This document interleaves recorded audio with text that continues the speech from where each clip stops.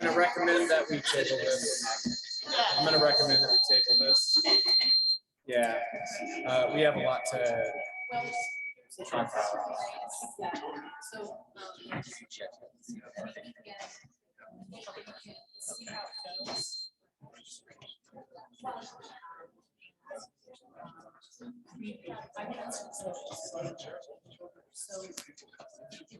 I think we're, Yeah. I just think we're not on board right now. Everybody's not on board. We have some stuff we have to do. I talked to Hillary for quite a while today too, and we need to, and she's on board. We probably need to table it. And yes, yeah. And then we'll have a work session next Thursday. We'll put in for that. And I'm gonna bring in some information that's just not a biased thing to call for either way, but to what's it? Sorry. We're not. I'm going to ask that we not do that tonight. I'm asking we not do that tonight.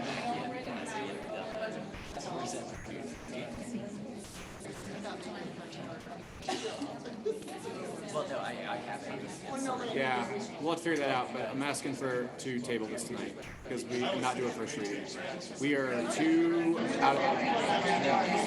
I understand that, and they can speak during items not.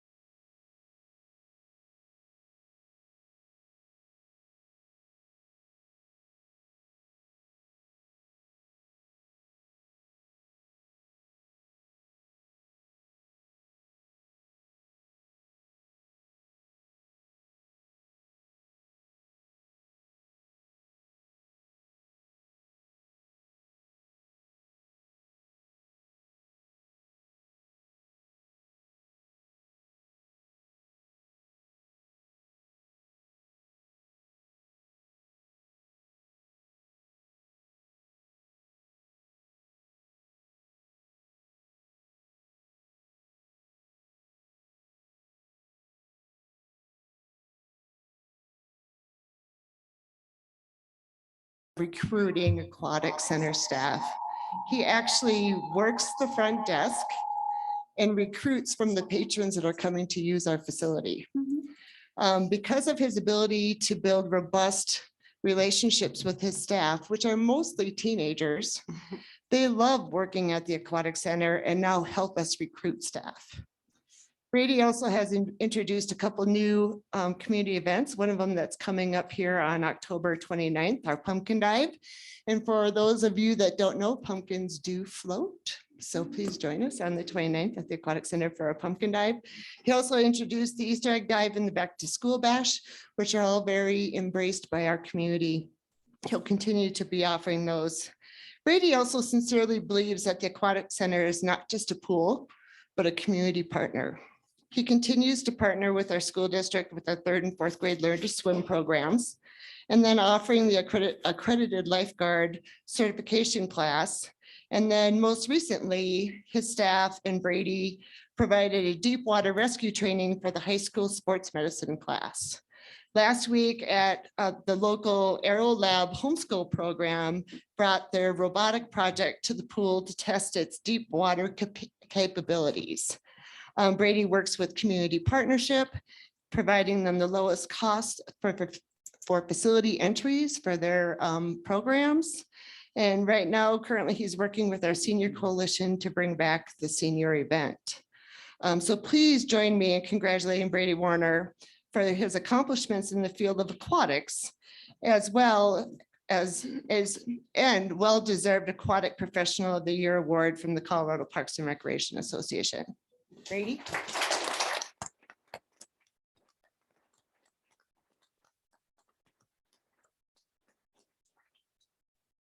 And this is the beautiful award that he got in front of the association 2 weeks ago. I don't know, I'll give it to you again. Want to say a few words? Do you want to stand up here for a photo op? Do you want to go home? It's whatever you want. Well, Mayor's gonna- Tell us. All right, let's do it.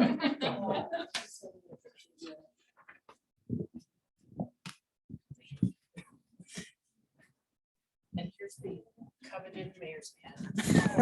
On behalf of Hillary this evening. The covenant.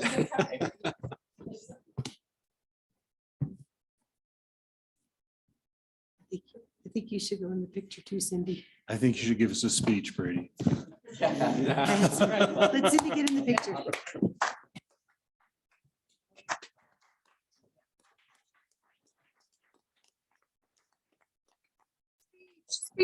So, and before we let Brady talk, I wanted to express my appreciation to Brady.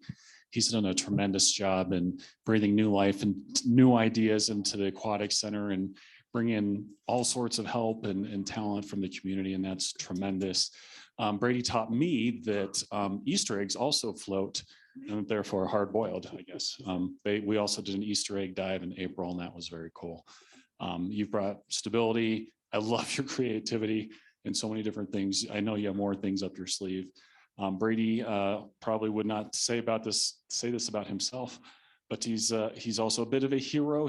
Last week we had a young man who got injured on the street just outside the Aquatic Center, and Brady was there first on hand to deliver first aid to this young man until the EMS units arrived and made sure that the young man was okay before he was trucked off. So that's just the kind of guy he is. He doesn't think about it, he just does it and takes great care of our community, literally keeping us and the people we care about most in the pool safe every day. So I really appreciate it, Brady. We're so glad to have you as part of the team.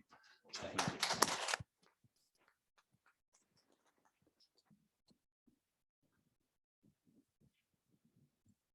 'And I'm not really going to say much. I'm not a microphone person. I work in aquatics. I just want to say that this is because of my teams, and I've been able to train and get the right people in place. And without that, I would never be able to do what I do. And just the support of everyone here to be able to let me run with ideas and not have no as the first thing that comes out, and let us experiment and try things. And that really helps us advance what we do. So I'm very appreciative for everyone's support in this. So thank you all very much.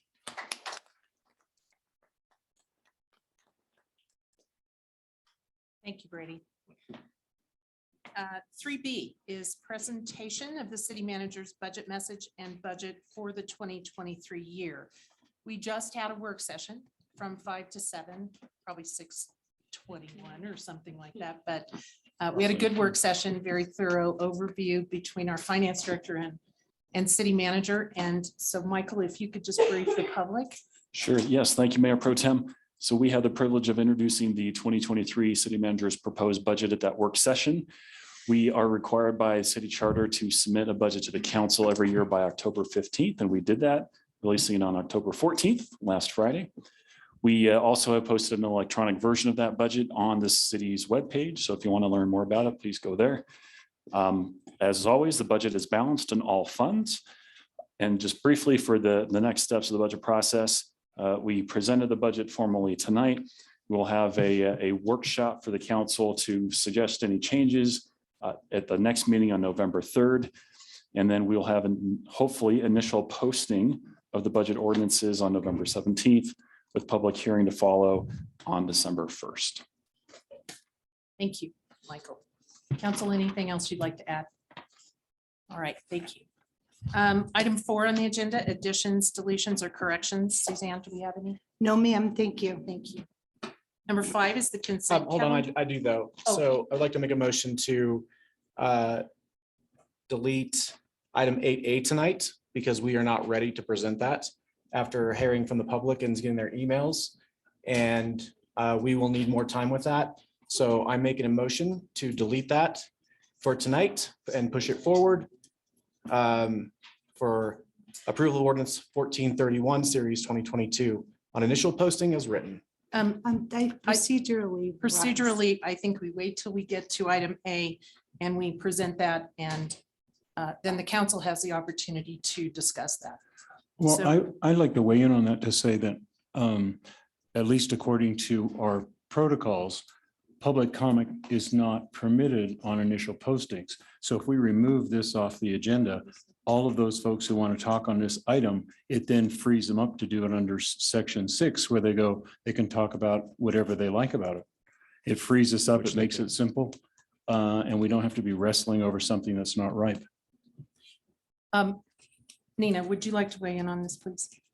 So that's correct. That's an option. However, if you're going to delete it, I think that what you're trying to say is you want to table it to a different date. We do. We want to table Okay. it to a future date. Yeah. Yes. Yeah. So that we can present something better.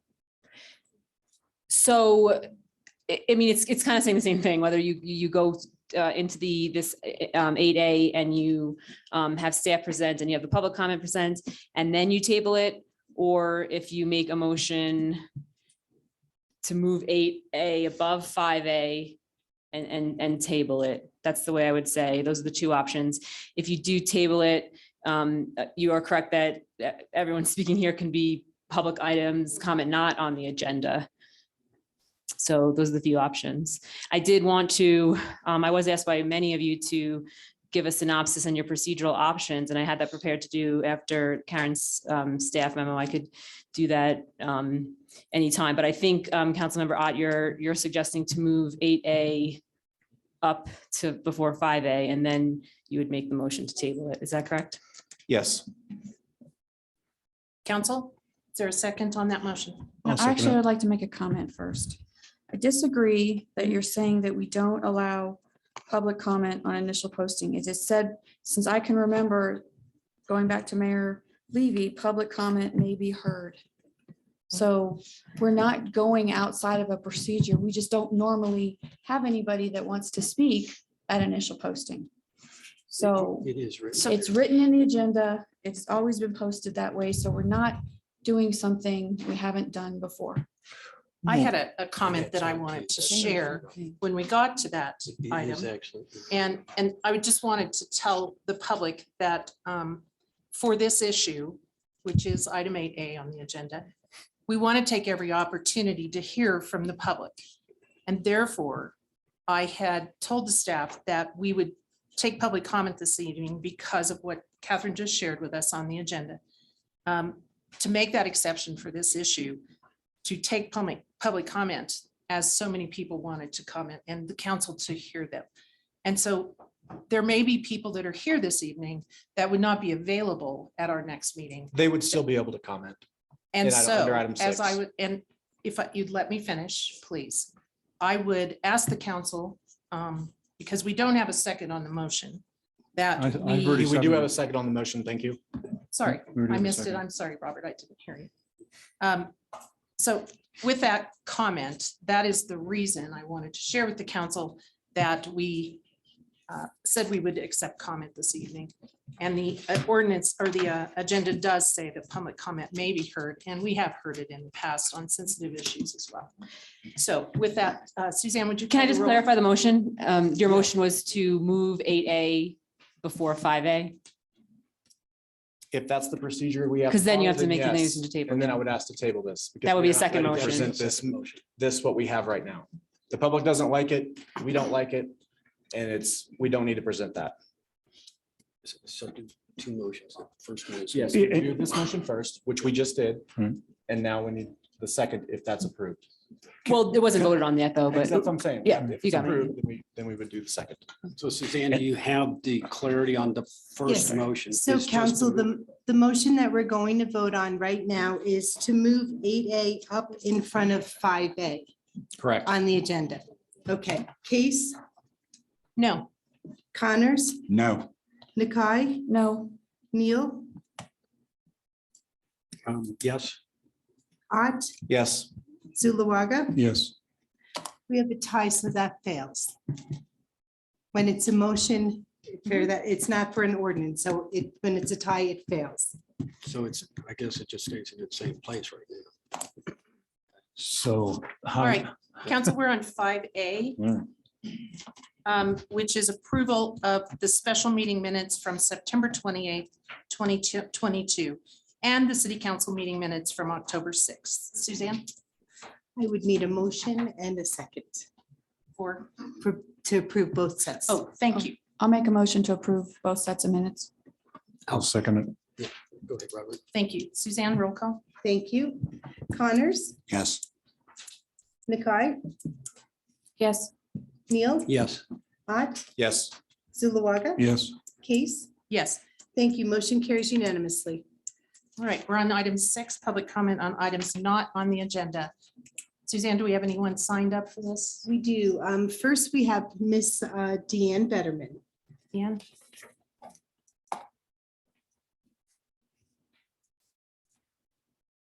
My subject is not it's not an item. But I thank you for letting me speak to you. Tonight, I would like to persuade you to lower our mill rate this year, which lowers our taxes. Everyone knows that the housing costs and values of our city have gone up. And I'm pleased to hear Mr. Lawson talk about, you have already discussed some of this. Woodland Park homes have increased 19% per square foot since in 1 year. And that's according to Redfin. House appreciation in the last 5 years is 35.6%, according to Best Places. My home value has increased 44%. So in the next assessment, my taxes are going to go very high. My taxes are now $2,300, and if you divide that by 12, it's $191. And I'm not just thinking about myself. You divide that by 12 months, it's almost $200 a month. There are people who I'm capable of paying my bills at this point in my life, but what about the women and the men who are on fixed incomes? And that $200 a month could be really painful for them. I've lived here for 20 years, and some of the people you all know have lived here longer than that. And so I'm caring about our community and how high the taxes are going to be with the next assessment. Numbers of people are still buying up here. And our bankers have been telling us warning us that there's going to be a recession. So our grocery costs and our gas costs are going to go up, and so are our taxes, but our income is not going up. I believe that you could help all of us, 8,000 in the city of Woodland Park, if you lower the mill rate. Our taxes will not go down, have a downturn like our recession will, but you can help us. I'm asking you to lower the mill rate now and lower our taxes for this next year. Thank you. Thank you, ma'am. Thank you. Anyone else? So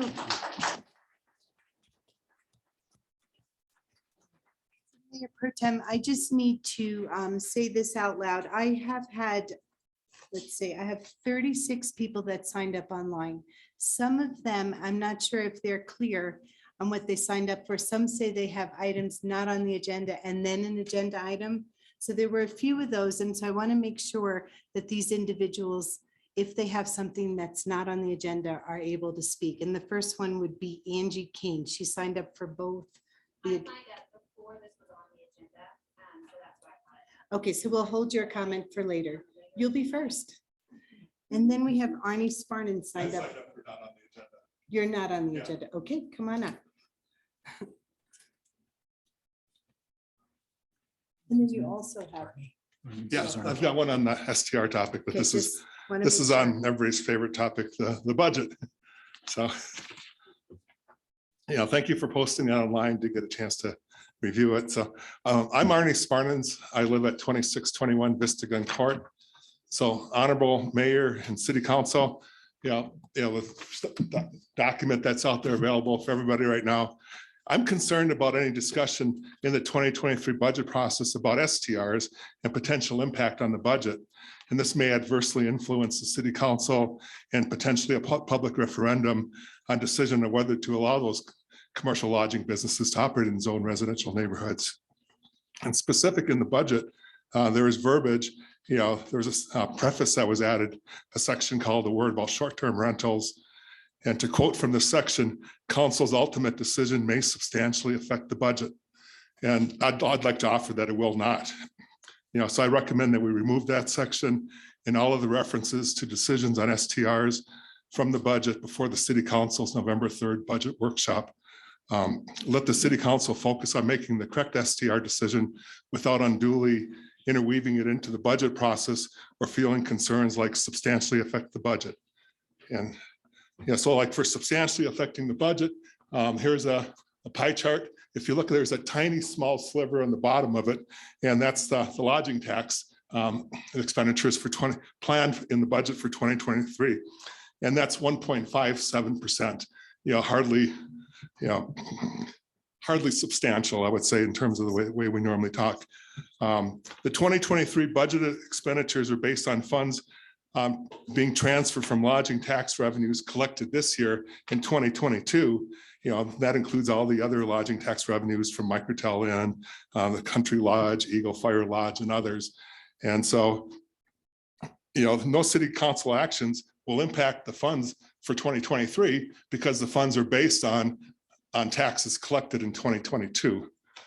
And then also worth noting of this tiny piece of the pie, the reason why that tiny piece is 50% bigger than it was before, we had a pretty significant hotel that went live in the city with Microtel Inn.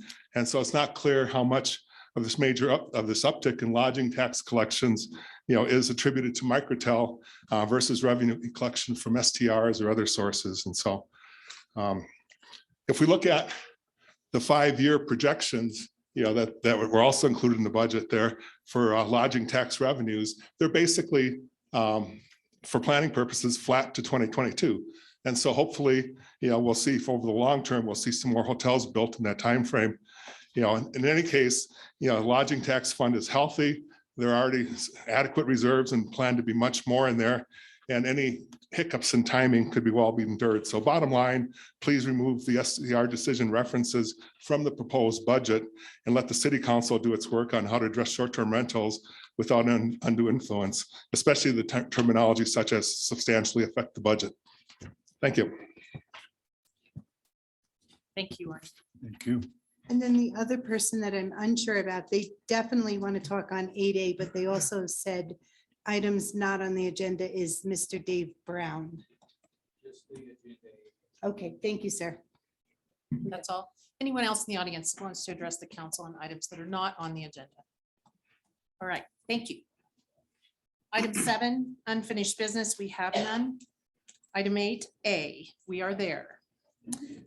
This is an initial posting, first reading of an ordinance 1431 series 2022 on initial posting and ordinance amending titles 5 and 18 of the city's Woodland Park Municipal Code concerning business regulations and zoning to license and regulate short-term rentals. and to set our public hearing date. So I just want a couple things. I read the comment, the information I wanted to share about this being an issue that has great interest in the public. The council's received a number of emails, and I'm sure we've all read them. I know I have and responded to most of them. Thanking you all for the information that you've shared. But I wanted you to know that the council tonight will make an exception to take public comment on first reading because of those reasons. There may be some of you that can attend the public hearing there.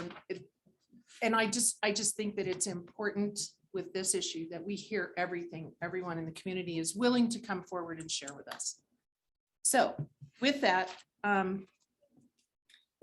I also wanted to take a moment, if you don't mind, personally, to address some comments that have been made in previous meetings about my potential conflict of interest as a realtor working in this area. And I want to assure the public that I have only represented 2 folks that I know of in the past that have purchased real estate for the purpose of short-term rental. One is in Rainbow Valley, which has a Cripple Creek mailing address, and it is rural, south of Divide. And the other was a property that was closed on a couple of months ago in Victor. Other than that, any active clients that I have either buying or selling that I have a contract to work with are buying homes for themselves and their families to live in, or selling their primary residence in order to move on to either another home here in town or to somewhere else. So I do not have any clients that are looking to buy or sell any short-term rentals. So I just wanted to make that public statement to you all, just to clear that up and be upfront and honest with you all. So that's what I have to say. Council, any discussion that you'd like to have before we listen to the public? Yes, Nina? Oh, staff report. Hello, Karen. Forgive me. Yeah, Karen, after you're finished, I would like to, Nina has prepared kind of a summary or a summation of how we started, where we've been, and where we are today. It's brief, but she'd just like to share that. I've had some folks comment to me that they would like to hear that and that it would help everyone have a clear understanding of the path. So, and that was a little bit of what I was going to discuss. I was not good. part of other conversations, so I apologize if there's some duplicate information, but I wanted to try to accurately frame what it is that is being brought to you this evening. And as it's announced, it's ordinance number 1431, series 2022. And so over the past year, this community has gone through a robust community input and engagement process that consisted of a number of one-on-one interviews with stakeholders. There was a joint work session between council and planning commission back in May. There was an online community questionnaire. We had a couple of community conversation listening centers at the UPass Cultural Center, and then some other additional joint work sessions. And it was from that staff received guidance in terms of what should be put into a proposed ordinance. We decided through those that wanted to see what updating the city code would look like, a separate STR license process, in other words, something separate from business licenses, possibly setting a cap on STR licenses, potentially by zone district, prohibit subleasing of STRs, or I'm sorry, excuse me, prohibit subleasing of properties for STR purposes, wanting to look at addressing off-street parking requirements, occupancy limits based on bedroom space, a 24-hour contact person. There was other ideas in terms of possibly prohibiting non-owner occupied STRs in single-family residential zones. And then there was also the idea floated of potentially prohibiting STRs in multifamily zones, also potentially a minimum night stay. So from all of that, a draft ordinance was prepared. Planning Commission did their own detailed work session on that back on September 8th. They had a public hearing on September 24th, which they concluded on September 29th. So what you have in front of you this evening is the result of all of those efforts. So it's an ordinance that is ideally designed to protect residential integrity and community character, to adopt licensing regulations and restrictions on the renting or leasing of real property for occupancy periods of less than 30 days, looking to ensure some clarity, increased enforcement, fairness and consistency with other city goals. We're also, what's proposed, believed to be necessary to prevent adverse impacts to adjacent properties, neighborhoods, and quality long-term residential housing units within the city. So in this ordinance, there are sections or proposals that would change titles 5 and 18. 5 is where the licensing happens. 18 is where zoning occurs. There's definitions necessary to clarify what a short-term rental is. There's standards for who can obtain a license for a short-term rental business. Based on those other past conversations, there is a proposed cap on the number of STR units by zone district. And the percentages that are in the ordinance, the objective was to match those with current percentages of the numbers of STR licenses within those zones as they stood based on the data that was used from earlier this year. There's provisions for a waiting list for folks wanting to obtain a license. There's provisions requiring that local contact person. There's no STR license required if renting a portion of your primary residence while you are occupying the residence during that same rental period. There are provisions for renewing and revoking a license, as well as penalties. It establishes STR licenses are non-transferable. And then in the zoning end of things, like I said, the use is clearly identified in the zoning regulations. The definitions are repeated. Within the use table, it sets out where an STR may be permitted, provided it meets certain conditions. That's the PC, permitted conditionally. And so this ordinance shows that as permitted conditionally in the suburban residential, urban residential, neighborhood commercial, community commercial, service commercial, CBD, and PUD zone districts. Like I said, there has been some concern, but it does actually set this up so that STRs are not allowed in multifamily residential zones. There's standards for the use, including structures that cannot be used for an STR, such as an RV or a tent. There's the ability or the mechanism by which we would set occupancy limits for individual STRs, the parking space requirements, and then the proposal to require a minimum distance or separation between STR units. And then there's finally in section 7 of the ordinance, transitional provisions. So if there is already currently like 3 STRs on the same block, within that distance, those folks have the ability to obtain a license within the first 2 months after the ordinance is passed. And they can so long as they maintain that license, they can continue to operate. But if they let that lapse, they lose that ability so long as like the other 2 STRs are around them. So like I said, just concerned with trying to address as many things as are currently in place, to I guess hold on to the status quo for the folks that have been operating with licenses. So that was the recommendation that has come out of the Planning Commission. So this evening, the staff recommendation would be to approve on initial posting ordinance number 1431, series 2022. This is an ordinance amending titles 5 and 18 of the Woodland Park Municipal Code concerning business regulations and zoning to license and regulate short-term rentals, and request that the public hearing for this item be set for November 3rd, 2022. Thank you. Thank you, Karen. Nina, would you like to supplement that?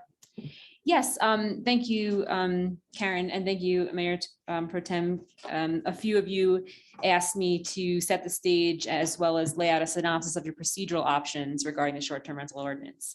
So just to reiterate about factually, about a year ago, as Karen mentioned, we started to meet as staff regarding compiling policy, regulatory, licensing, and enforcement options available for consideration while legislating short-term rentals within the city of Woodland Park. That included staff, after the staff meetings, there was high-volume public engagement, community meetings, workshops, community service, community surveys, input, social media presence, and then for further analysis drafts. You all held, just to recap for the public, you all held numerous planning commission and city council work sessions, and then public hearings regarding this topic of great interest to the community. So now that we've double summarized where we came from, I wanted to clarify process and how we got here and your procedural options specifically regarding this ordinance. So as a reminder, any code amendments to Title 18 must first be reviewed by the Planning Commission before arriving in front of council. That's in your code 1869-010.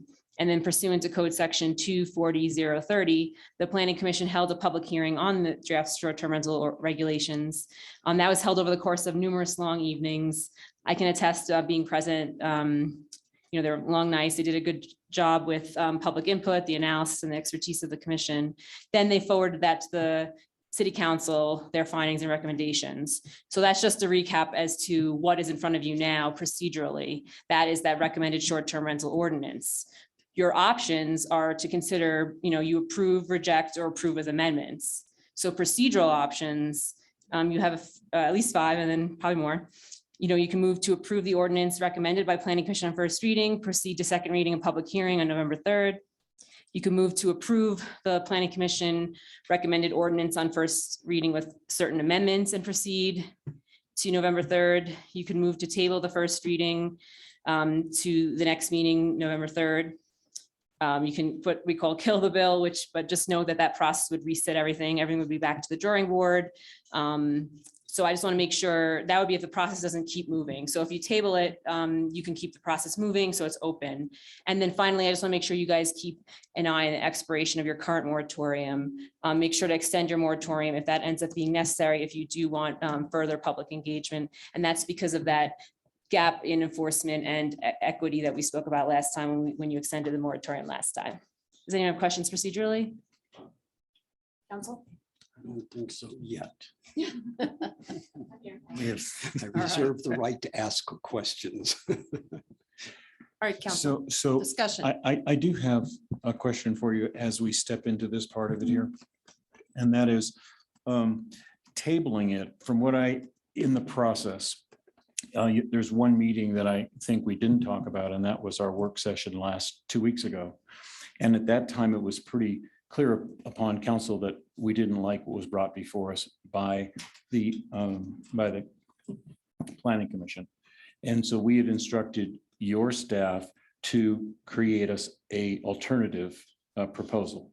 And then can you explain how you came back to us Yes. and talked about how you keep the process going so we don't get Yes. tripped up and Right. So the reason why we did not exactly we took the direction, we drafted a draft ordinance and amendments, but we didn't change what was in the packet, was because pursuant to the code, you need to at least consider what Planning Commission has put in front of you. That doesn't mean you can't make amendments and that sort of thing. So that's why we made that extra, that supplemental part of the packet, which was motion language that you could make to amend it, and an alternative version of the ordinance. However, pursuant to your code, and most codes are written this way, that anything regarding that land use code, when the Planning Commission holds a public hearing, they are asking the city council to consider that version. Again, you could do whatever you want with it at that point, but in a regular meeting, not in a work session. So we substantively did what you directed, but procedural, we're here to make sure everything stays proper and open. Does that make sense? Did I say it clear enough? in part it does. The other part I want you to clarify is the fact that the public and ourselves knew about the draft from the Planning Commission. The changes that you made, which were requested 2 weeks ago, really didn't kind of show up on everybody's radar till 2 days or basically yesterday, right? And so for everybody, that's just like way too, not enough time for anybody to process. So and from my understanding, the reason you're doing it this way is so that we don't have to go back through the process of having the Planning Commission rehear Correct. everything again. Correct, because your code says that they have 30, anytime anything new goes to Planning Commission, they have 30 days to consider it. And then just the way, they only meet twice a month, you only meet twice a month, it delays everything versus there's a different way. You want to get more community engagement, let's continue the process is what I would recommend. You could table it, you could extend, you can have more meetings, but at least you're following your code and we're following proper process, which is what we try for you all. So then tonight, so thank you. That kind of set that clear, at least for my mind. Good, That good. cleared that up. That's on here. And then, so the next step is here, we're going to hear from all these folks, not on initial reading, because we haven't voted on that, correct? So we're just hearing their public comment on the topic. It's on the agenda for for first reading. Yeah, But which you- one? Depends on the The, motion. the planning commission recommended version. It has to be that version. But both were in the packet because we were asked to be, as open as possible and transparent as possible. Okay, so we're going to have comment and then we will decide whether we're going to kill it, whether we're going to Table. table it, or Move it on to, to public hearing at the next meeting or move it on to with amendments. Those are your 4 options. correct. procedurally. Okay, thank you very much. You're welcome. So I have one question. When you use the word kill, is that we just Reject it. we You can just reject it? Okay, Reject so it. if we have a tie vote, what does that do? Your procedure and your common practice is that it would go on to the next meeting, it would be first reading again on November 3rd. Okay.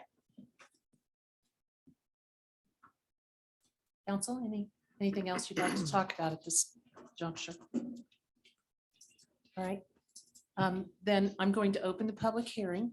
Suzanne has documented and logged all of you that signed up online in the order they were received. And she will call you as you appeared on the sign up sheet. We're going to live it because of the number there. I believe 36 people signed up online, correct? And Yeah, I'm not sure if we 36. have any in. We do. Okay. We're about 39. Okay, so with that, we're going to limit the comment period to 3 minutes. So if you could please be concise and express your thoughts to the council.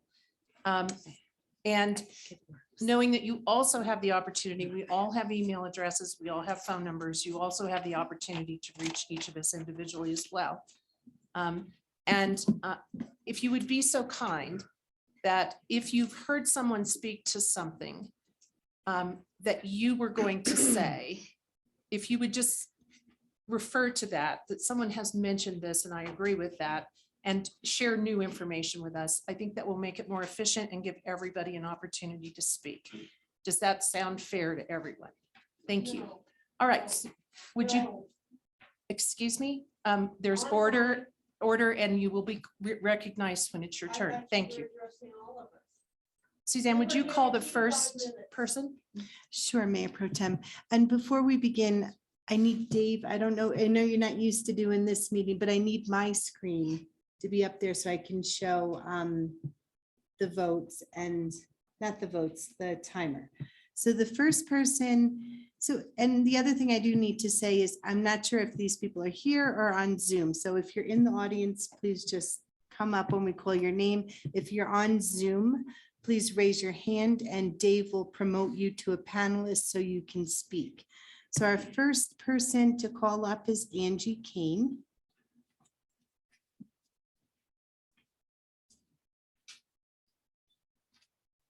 And so I just need you just to hold on one moment, ma'am. Okay.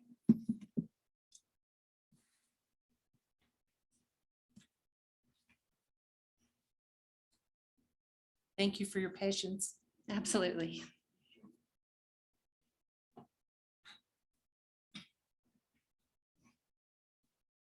It's not working, Suzanne. I could use my phone. I can do it too. Just see, I see Grace assisting Dave, so that's promising. Okay, okay.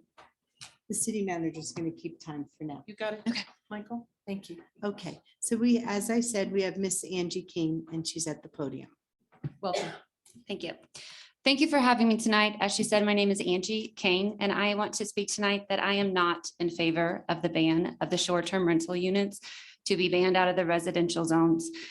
I followed very closely when this first became up to topic within the city about a year ago, as was stated, have participated in the surveys, given input for the Planning Commission. The Planning Commission worked very hard and took a lot of public input and spent a lot of their time to put together a working draft ordinance. And then I am this first speaker tonight because after the last city council meeting, I wanted to sign up right away because it seems like there was a huge shift after that last meeting. The Planning Commission put forth such a document and you deleted such huge parts of it and even said words of, they're not elected officials, we don't need them. And their voice should be heard and it represents the community. So it was disturbing. And I guess the whole time I was wasting my time being involved with the Planning Commission as a citizen, and I should have just been coming here. It seems very backwards to me that would be all of a sudden drastic things were changed. And I'm very much so for the rules and the regulations and the very good verbiage that is put in there for the good neighbor clause, having somebody on site to handle things, having a working order of if an STR unit is not participating in good neighbor contact, that they can violate that and their license can be revoked. I like those things.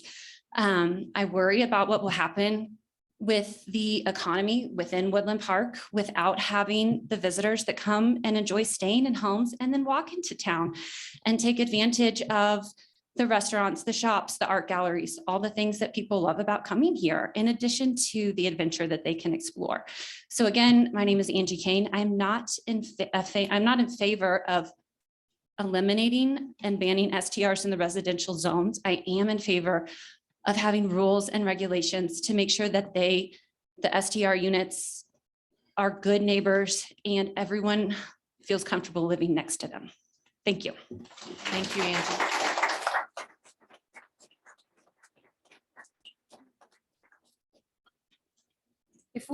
If we could ask, just for order, we know everyone's very passionate. If you could hold your applause, we would appreciate that. Thank you. Suzanne? Okay, next is Mary Sikowski. She may be up, Mary's online. So Dave, if you could promote Mary so she can speak.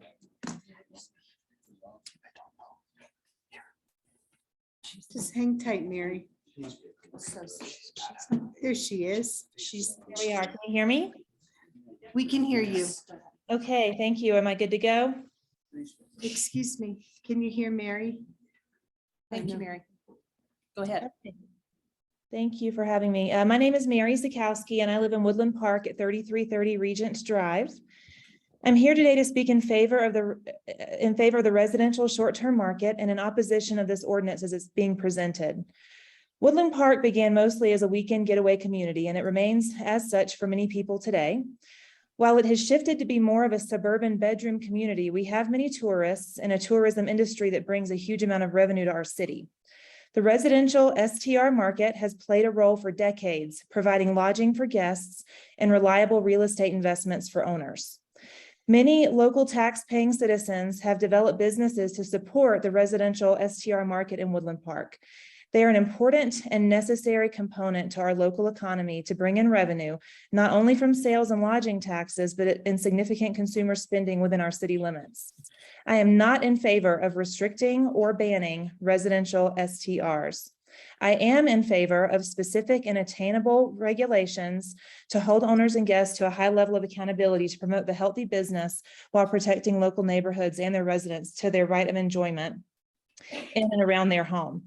I and many others are in support of 1, maintaining a homeowner's right to rent their residential real estate, but include limits for permit issuance per owner or owner group. 2, agreement of all residential owners to maintain a residential STR permit, adhere to good neighbor policies, remit lodging and sales taxes, have a responsible person nearby, and adhere to general safety standards for a residential property. 3, Woodland Park Municipal Code change to add STRs to lodging in the table of permitted uses and residential STRs as a permitted conditional use. 4, these restrictions should not be made within the confines of city ordinance. That should be left to HOAs. The economic function of supply and demand should drive volume. There is a lot at stake in this city council decision, with many businesses at risk if this ordinance passes as presented, even if delayed until July 2023. These are not our out-of-town real estate investors. These are our friends, neighbors, and local tax-paying citizens whose livelihood depends on the residential STR market. This is not a discussion of preventing something from happening. It has been happening for years.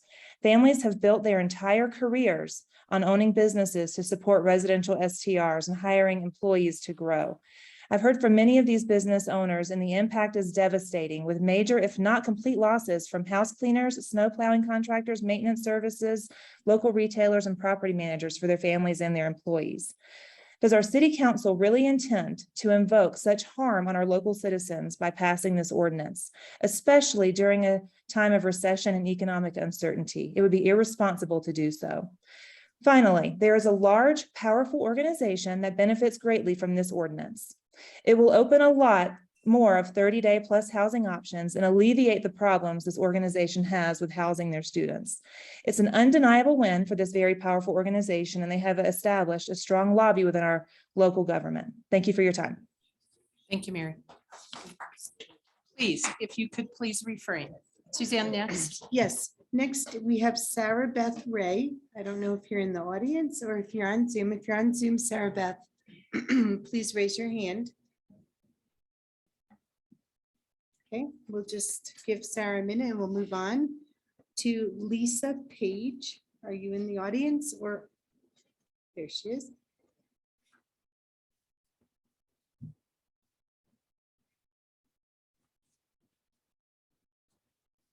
Suzanne, maybe we could have the next person staged Sure. to go next and do that so that we maybe move along a little quicker. If Monica Zanvis is in the audience. We're on Zoom, Monica. Go ahead. Okay, please. hello. First, I wanted to say that I've been a part of these meetings with Mr. Lawson, and I stood up here before in front of all of you. And both Mr. Lawson and Mr. Zulaga mentioned that they were for not putting restrictions on homeowners at the time that I stood up here in our private meeting. And then when I stood up here, you mentioned I'm a constitutionalist. I'm not for putting restrictions. So I'm just going to say, I go back to that, and that was in May. Anyway, I'm a resident of Woodland Park. I own a home here. I am a owner occupied short-term renter or STR owner. I'm concerned that by the new stance the city council is considering by banning STRs, the majority of short-term rentals, including mine, that you are setting a precedence for all businesses that are being operated out of a home that are owner occupied. For example, the self-employed home daycares, dog sitters, jewelers, web designers, artists, etc. Where do you plan to draw the line on controlling what we can and cannot do in our own homes to earn a living? I'm concerned about that. I lost my job due to COVID. This is helping supplement that income. It's very concerning, and I don't want to lose my house over this. Inflation, as you know, is at its highest rate in over 40 years. People are barely getting by, and businesses are struggling to keep the doors open as it is. By taking this drastic stance, you would be hurting so many people that their livelihoods would be affected. And she's already mentioned who those would be. The timing of this possible drastic decision is cruel and heartless with our current economic state. You spent months with wasting everybody's time with surveys, think tanks, et cetera, as Angie mentioned, only to trash everything and go your own way with this. I have spoken to many businesses as well, and they are extremely concerned. My other concern is that this decision is extremely short-sighted. Do you really think it's a good idea to have over 150 homes saturate the market all at once with the interest rate at 7% on a 30-year fixed mortgage? That could possibly happen if you shut us all down. Do you have that many people looking to purchase a home right now in this current market? It's not safe to assume that the people will take the many risks associated with long-term rental, nor is there a guarantee that there will even be, that those would even be on the low-income scale if they were long-term rental. What about all of the people that were told for years, including myself, by our city, that they could get a license and have an STR, and the city was fine with it? They bought a house, you guys, not a car. They bought a house. You understand that, right? It's a big deal. And it's a huge investment because the city told them that they could. And now you want to rip the rug out from under them and take away their livelihood in a horrible economy when we're all stressed out about it to begin with. And that's what we're going to do to our neighbors. Please think about how many people you're affecting by doing this. Think further out than a year from now. What does this do to our city 5 years from now? Are you trying to kill the economy of our little town? Because somebody moving in next door to you, if it's a long-term renter, does not guarantee you that you're not going to have a horrible neighbor. You may also have someone that doesn't take care of their home, their yard, and parties till midnight and disturbs you, and they're going to be there forever. They're not leaving in 3 to 5 days. The longer this goes on, the more decisiveness and hate grows in our town, and we need to stop this. Thank you very much for your time. I'd just like to make a point of clarification here, Nina. So you said that the ordinance that we're considering tonight on a first reading is the one that the Planning Commission came up with. Is that correct? Correct. And that ordinance does not have anything in there about banning out of SR zones or any other residential zone. Is that correct? It is correct, but just by the public is probably, I'll let you, do you want me to? Well, if we're having public comment on the initial reading of that, then it should be based on that ordinance, not one that has not been brought forward. So just to clarify, for the public in that distinction is, there were amendments put in the packet, and that was based on the informal work session that was held a couple weeks ago. So if people are against that version, I guess I could say the proposed amendments versus the ordinance. That way your comments are reflected properly in the record. So the ordinance that is officially in front of council is what Planning Commission recommended to City Council, which is the process of the code. The amendments that you saw in the packet are proposed amendments that's some council members requested. So if you could kind of make the distinction, the proposed amendments versus the ordinance in front of you. Does that clarify your question? It is, but we should be having comments on the one that's presented, that's pushed forward. The other one is not pushed forward yet. We have to vote on this. We need to hear comments on that. If they'd like to speak on something that has not even been brought officially, then that can be in item 6. Do you have the next one? I do, and I know this gentleman's in the audience, Nolan Goodall. Goodall.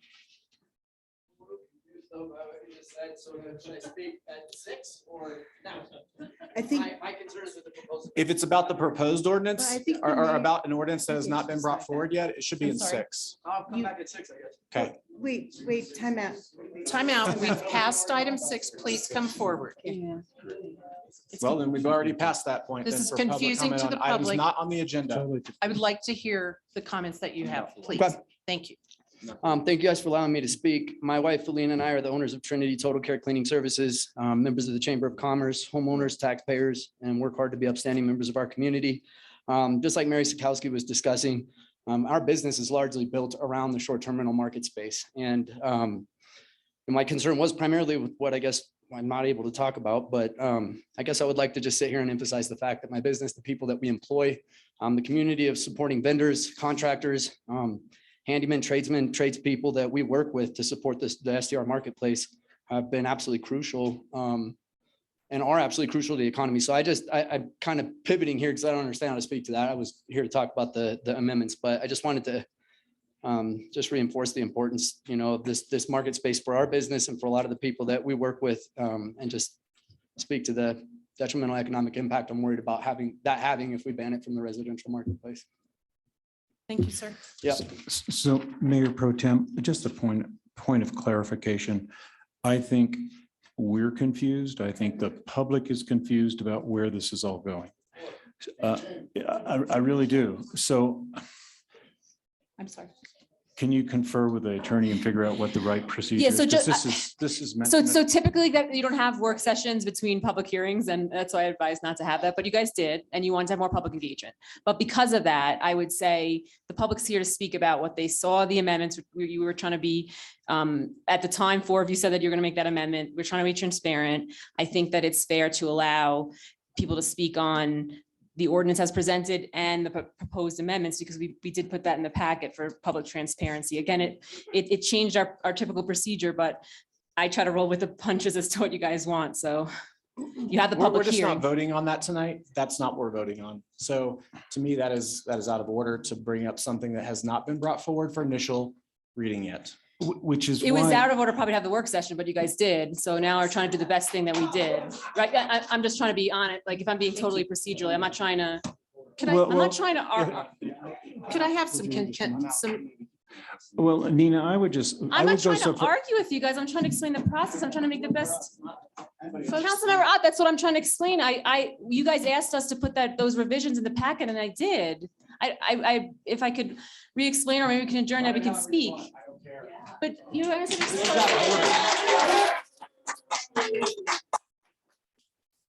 So. You don't even know what you're talking about. So I'd like to regain order of the meeting, please. If I could, let's take a 5-minute recess. Do you all mind if we take a 5-minute recess to regroup? We'll be right back. Thank you. We'll be back at 8:05.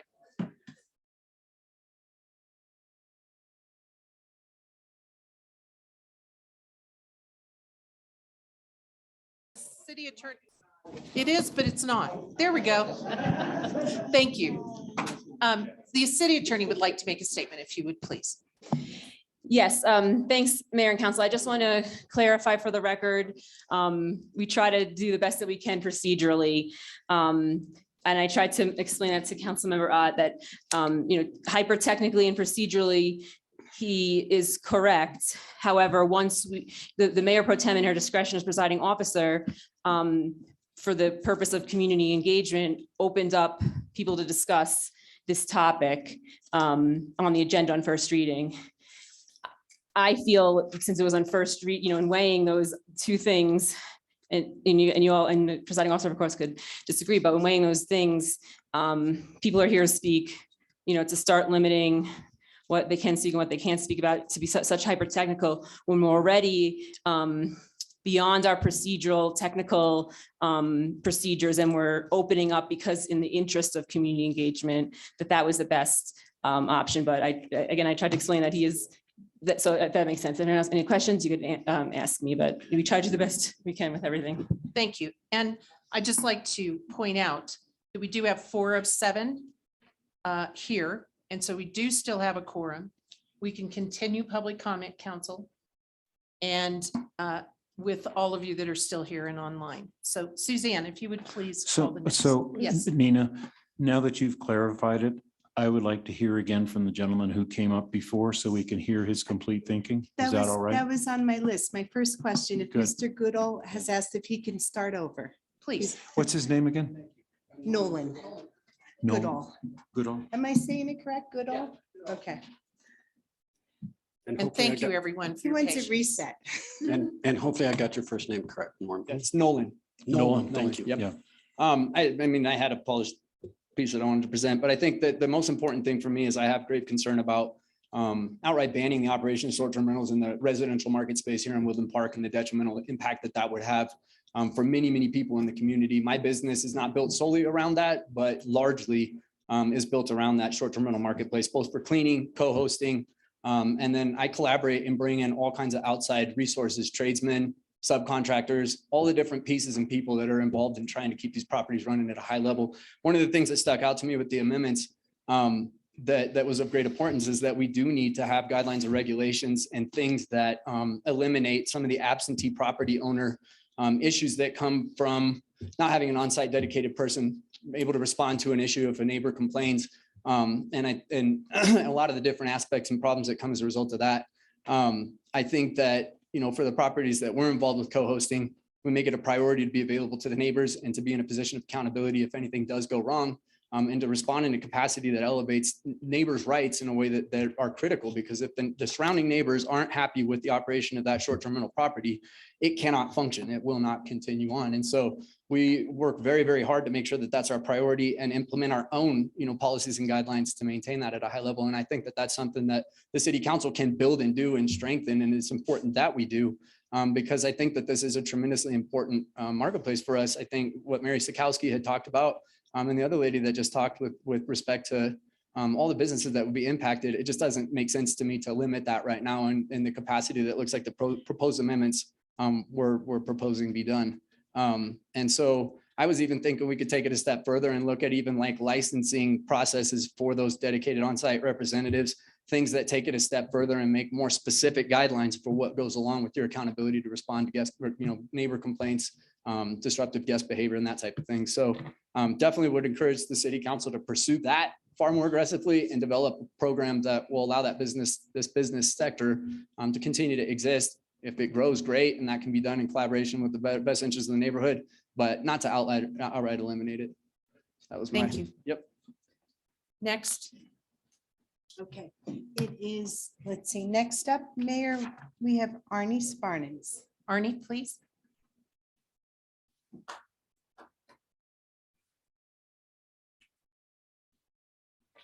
Might as well jump into this fire here. I'm Arnie Sparnans. I live at 2621 Vista Glen Court. And so Honorable Mayor Pro Tem and remaining city council members. I wanted to remind the council that we live in a city where over 75% of the housing units are owner occupied. And that is very rare, and that's a very special thing there. We're very fortunate in that regard. Do also want to mention that not only these people homeowners, they're also voters in the city, and that may become relevant if we end up in public referendum, in which the right exists for ordinances, and especially for zoning change that impacts such a vast portion of our city. And so, we need to consider the rights of property owners in not having zoning laws arbitrarily changed to allow commercial lodging businesses to operate in their neighborhoods. I mean, it's never been a permitted use, and we are substantially changing the property rights for the vast majority of the city here. The fundamental peace and stability of neighborhoods is adversely impacted by even one non-owner occupied short-term rental operating in the vicinity. I mean, it's, as I walk my neighborhood and talk to neighbors, the overriding consensus is, why would we make a change that goes against our property rights and the zoning provisions that were enforced when we all purchase our properties? And so if we were to pass an ordinance on STRs, please consider our rights, and the original provision, and the provisions, that would require owner occupancy for any short-term rentals. And if you're ever going to revisit this from scratch, I've got a real simple proposal here, which is how the terminology, how they model off Asheville, North Carolina, which is, if I didn't live in Colorado, I'd live in Asheville, and I think they do a beautiful thing. And they separate the term homestay from short-term vacation rental, and it makes everything real simple and not this complicated. Thank you. Thank you, sir. Craig Penley. And then next up is Jerry Penland.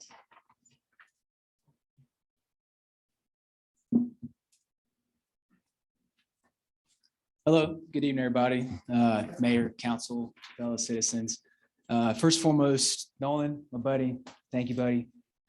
Lisa, amazing job.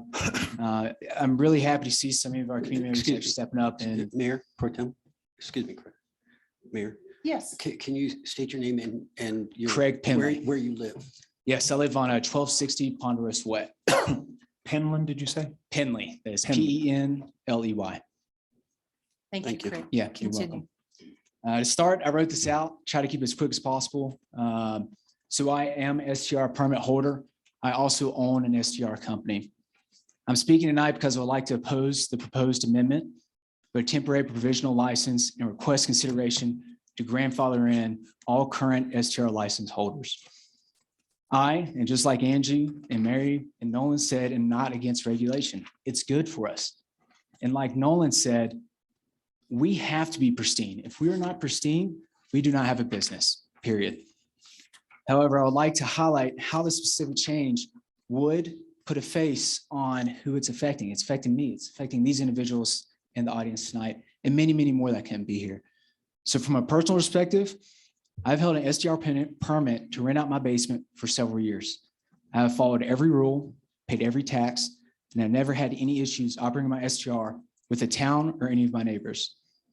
This Christmas Eve will be a large turning point in my life, as I'll be becoming a post-military veteran. I've had the privilege of serving 16 years in the Army, first as an enlisted field artilleryman, then as an infantry officer, and then as a special forces officer. I have spoken in front of many generals, many leaders, many nations, And nothing has kept me up more than this, right in this last night till 2 o'clock in the morning. And that means something. Upon my separation from the military, I will almost completely rely on my personal short-term rental and my STR business as a primary source of income, not only to pay my mortgage, but to provide a future for my family outside of the profession I dedicated 16 years of my life to. Simply put, without my STR permit, I will not be able to afford my house. And I'll belay all the numbers, write a bunch of numbers down. The end statement, if I did the traditional, hey, I'll long-term rent out my house to a tenant, at the end, I will be negative $582 a month. It's simply more than just what someone's paying. I got to replace water heaters. I got to replace a roof one day. I just spent $4,000 to restain my deck. And everybody here knows the sun is going to crush your deck in Woodland Park. It's expensive.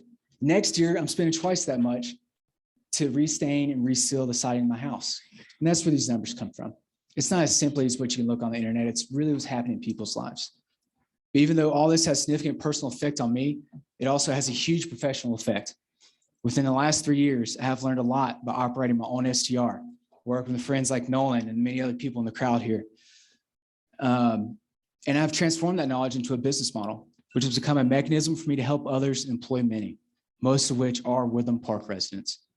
And I'll jump down here. I have a couple of comments about my clients. I think our audience will talk plenty of other individuals, but I'll skip down to how it's affecting more of the people tied to the profession like Craig, Nolan. if Yes. you could please wind up. I'll be um, happy the to. three. Thank you. I'm sorry to cut you off. No, ma'am, we don't do that, but thank you. Thank you. In summation, with the cleaning professionals, I ran the numbers, how many STRs we have in the community, how much the average cost of cleaning a property is. That's $250,000 a month of revenue. We will be taken away from statistically 43 to 65 cleaning professionals. That is humongous. And again, I believe Lisa brought it up. We're facing down a recession, and we want to take $250,000 away from some of our residents. Lastly, I would ask, or in closing, just a simple question. What would cutting off short-term rentals to all these people do? Does it cause more harm or more good? You know, if I move, take my license. If I mess up and do something wrong, take my license. But if I don't, let me own that house. Let me provide for my family. Thank you. Thank you, sir. Have a good evening. Next, All right, next we have Jerry Penland, followed by Al Bungie. thank you, Jerry.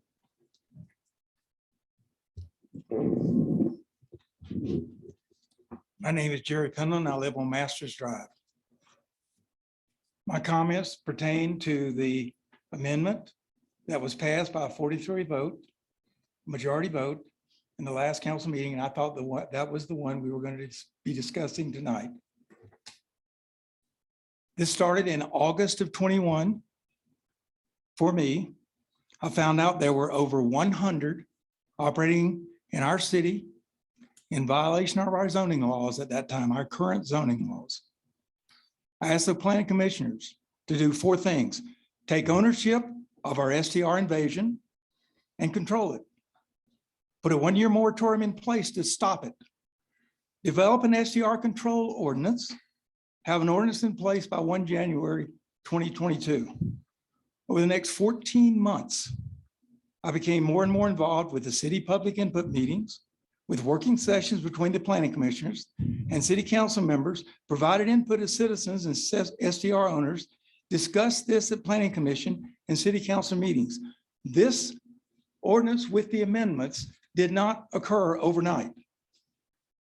I want to personally thank you for taking control away from those who were supporting this STR invasion and allowing it to continue.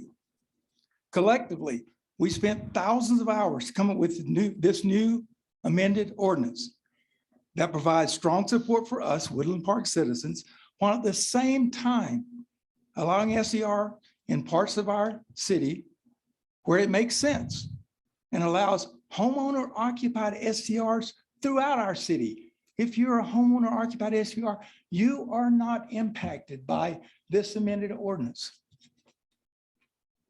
It's a great compromise between a total ban, which it is not, and a reasonable allowance.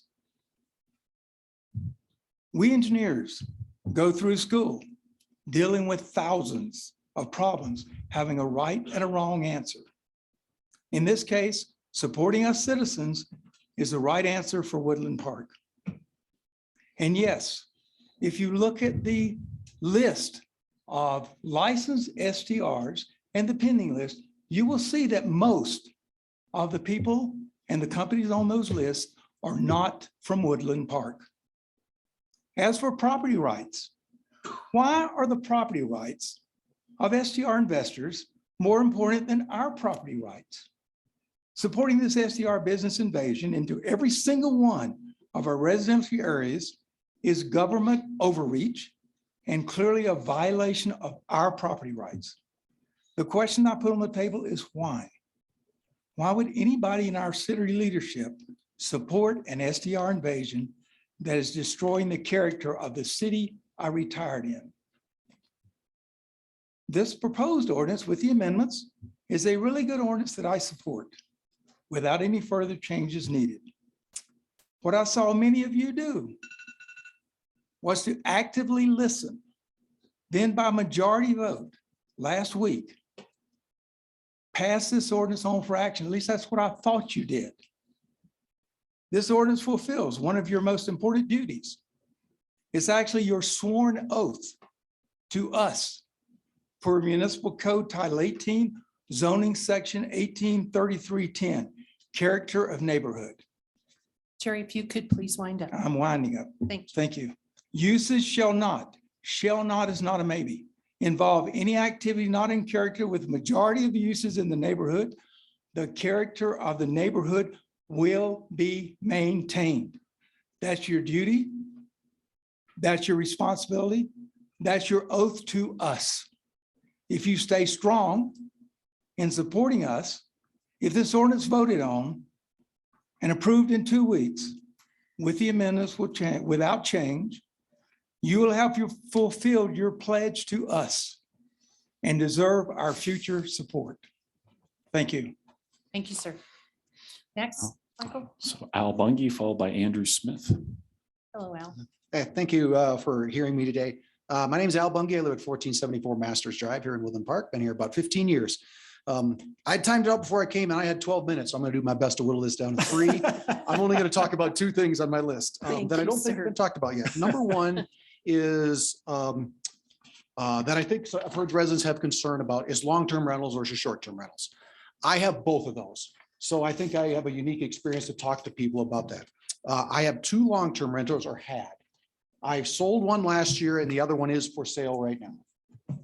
Unfortunately, the current litigation for long-term rentals has given most of the rights to the renter and away from the property owner, and it's destroyed the long-term rental business. So that's one of the problems why short-term rentals are coming up, is because our current legislation has destroyed and given all the rights away. I have 2 of them I've had for years. They're both paid off and I have to sell them because I just had to put $18,000 into one and $25,000 into the other one when the renters left, because they just destroy property. Nobody takes care of stuff anymore. So, and conversely, on my short-term rental, it's not here, it's in Buena Vista. I had a short-term rental for about 2.5 years in Buena Vista. We've had over 200 guests.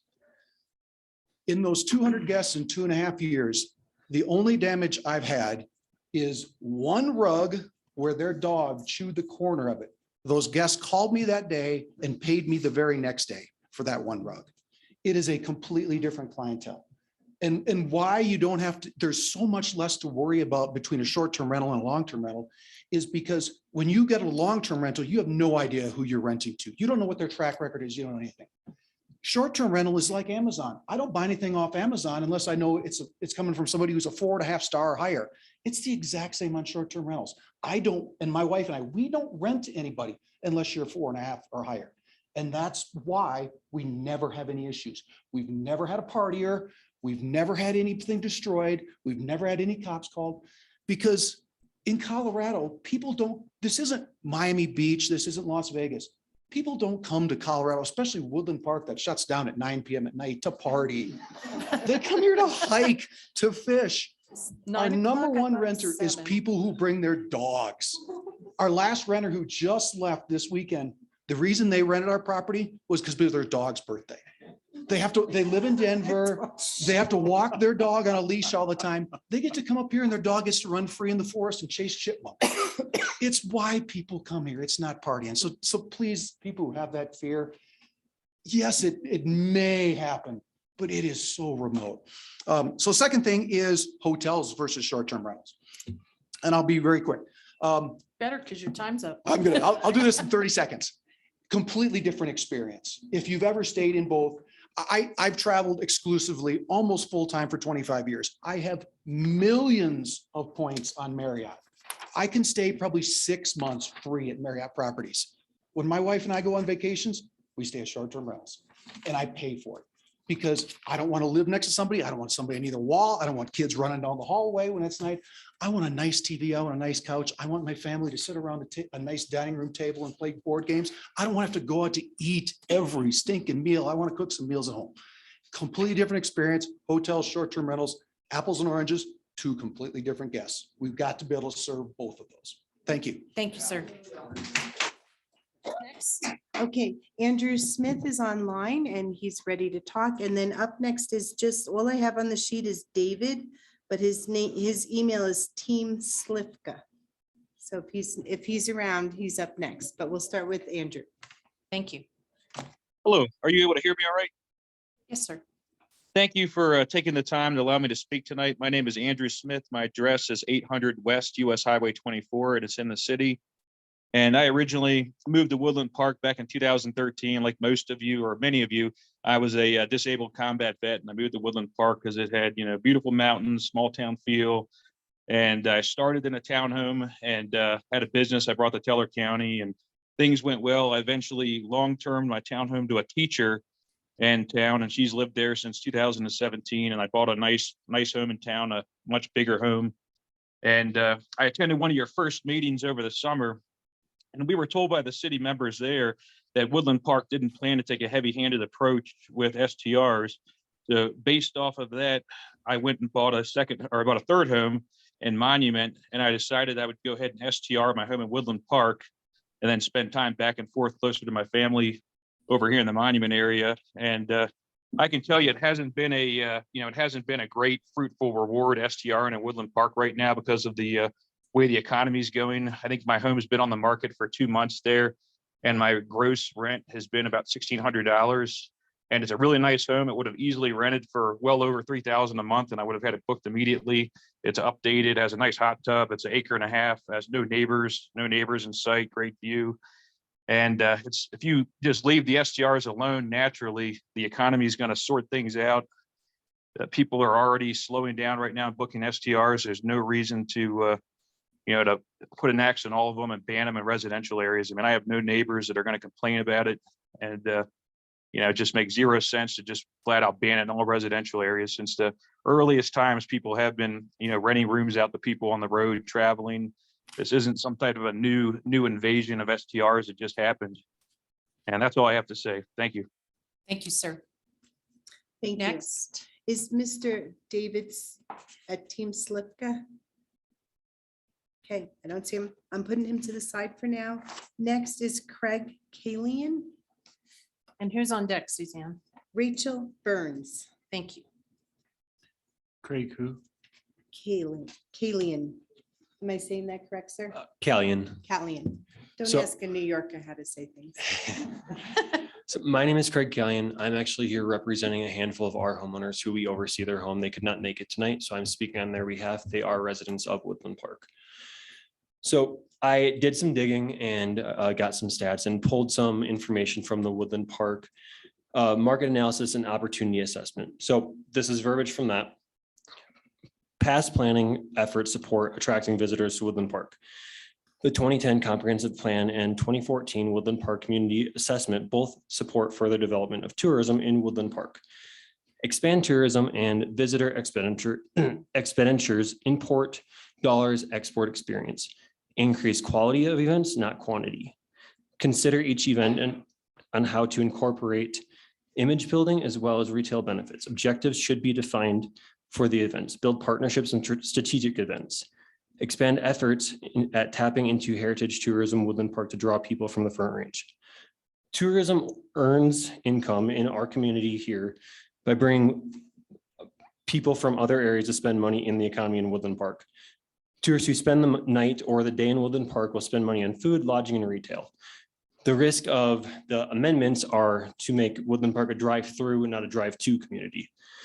An estimated $13,123,000 some dollars per year is brought into Woodland Park per tourist based on the 161 short-term rentals in the city. That's based on a budgetyourtrip.com by Colorado Spending. So fact check me there if you'd like. But so with that, the plan is to support the economy of tourism. It obviously has a big influx. So the question is, where are the tourists going to go? Build a hotel chain to come in and, you know, fund that. That could be an option. Some of the stats on hotels from Advanced Hospitality Technologies. Hotels create CO2 emissions equal to 19 volcanic eruptions that close to 60 million tons per year. Hotels have energy spending that surpass 7.5 billion. Hotels create 1.9 billion pounds of waste each year and 219 billion gallons of water. That's US total per capita. So the environmental impact of hotels, I understand preserving a community. That doesn't sound like you're preserving a community building a Marriott. Allowing short-term rentals gives your average Joe a shot at passive income. It stipends the teacher's income so they can live in Woodland Park. It allows a retired couple to travel while on Social Security. It helps neighbors make ends meet with inflation rates equivalent to that of the Great Depression. Again, the alternative, building hotels are taking opportunities away from your neighbors. And then the question from the last meeting was, you know, the zoning, time, effort we're going to have to put into this. Going off the 9.71 tax rate with the lodging and the sales tax, an estimated $1,039,871 are brought into the city on the 161 homes for an average $241 per night at 70% occupancy. So to me, that sounds like enough to fund some cautious and common sense regulations. All for regulations, just let's make them make sense. I have this Craig, too. can you wind up? Yes. Thank you, sir. I have this. I have a copy for you guys if you do want. These are safety inspections that we go through in all of our homes to ensure that they are safe. So, I mean, if you guys want a copy, I print it out. So Take it for the clerk will take it. Thank you. Sorry to cut you off. Just trying to be fair to everyone. Thank you. Okay, Rachel Burns And and who's on? then Dave Brown. Thank you.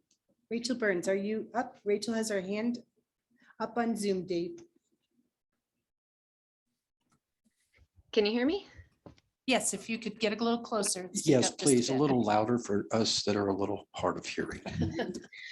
Rachel Burns, 1320 West Lorraine. I just want to take a minute and ask the Lord to please give us all the humility to hear each other. Please help us to seek unity and compromise as we love our neighbors, and to please give our council members discernment to make wise choices. Amen.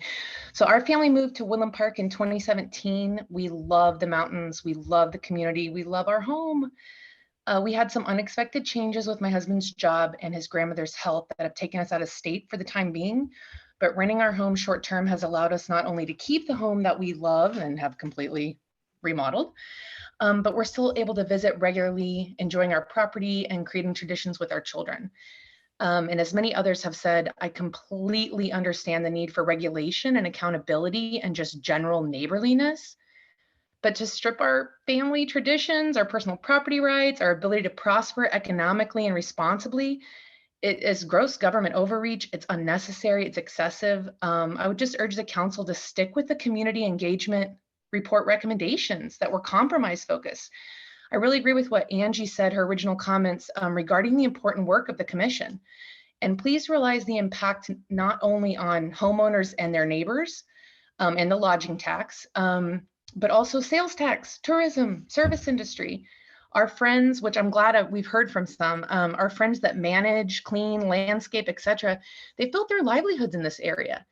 And while I would appreciate the extension noted in the most recent amendments from December 31st to July 31st, putting them out of business 6 months later is going to be just as devastating. I'm strongly opposed to the STR ban. If the council approves it, I would at minimum ask to be grandfathered in. We've made many decisions, personal, financial, completely stocking at home, etc., as we've been acting in good faith with what the city was saying up until this point. So thank y'all for your time. Thank you, Rachel. Okay, Dave Brown. Next, and then on deck is Jeremy Lyons. Good evening, Dave. Good evening. My name is Dave Brown, reside at 1160 Kings Crown Road here in Woodland Park. And I was raised here since I was 7 years old. I co-owned and founded the Coldwell Banker Company here, and it's my passion to be a part of this community and the future that it has. And I am going to abandon basically what I'd come here to talk about because of what I observed this evening. And I guess the way that I would word this is that I to begin with, very much appreciated the planning commissioners and the efforts that they went into on everything they did, the hours they spent. I went to the forum, I was involved in everything that was happening, and they presented based on instructions what the community was willing to do and accept and so forth, and presented it to the council members. I felt personally that a lot of that was thrown back at them, and I'm embarrassed, and I think they probably are too, to a certain point, because I think that there's some people that believe my mind is made up.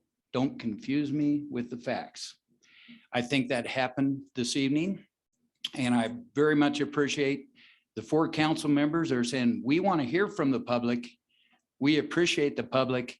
We want to make decisions based on the public. So I very much appreciate the 4 that are here tonight. Thank you very much. Thank you, sir. Thank you. Jeremy Lyons. And who's on deck, Suzanne? Tricia Stinner. Thank you. Hey, good evening. I'm Jeremy Lyons. I live at 1140 Pine Ridge Road. So that puts me in the suburban residence zone. And so maybe that's important or not. I don't know tonight. So I'm a Colorado native, 26 years in the Army, 40 months combat deployments in Iraq, Afghanistan, Africa. We love Woodland Park. My wife, Julie, works here in town. My son attends school. First, I'd like to say, Karen Schmidt, you did an awesome job. I think you knocked it out of the park with your team with the original draft of Ordinance 1431. Okay, I agree with the licensing, the right sized cap, having a local contact, the good neighbor guidelines. I agree with that stuff. And I believe that the right amount of tourism and well-regulated short-term rentals in Woodland Park is a good thing for this city.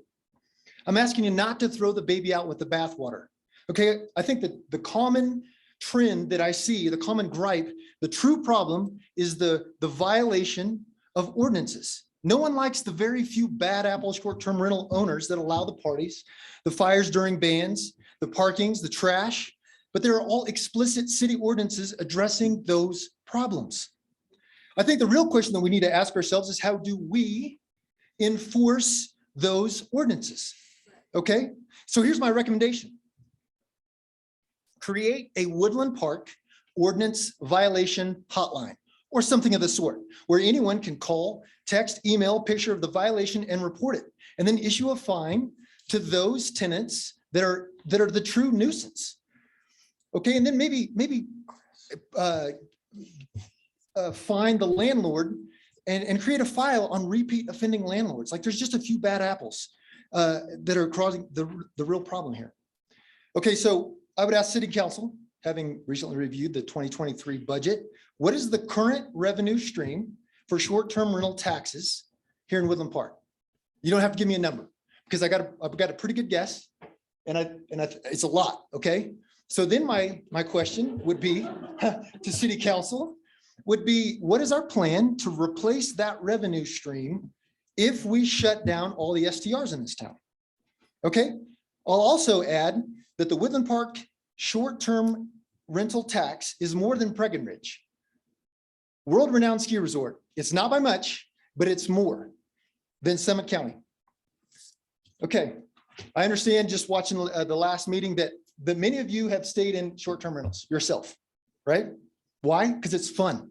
It's fun to take your family to another town, spend time together in a safe and clean home, especially after COVID.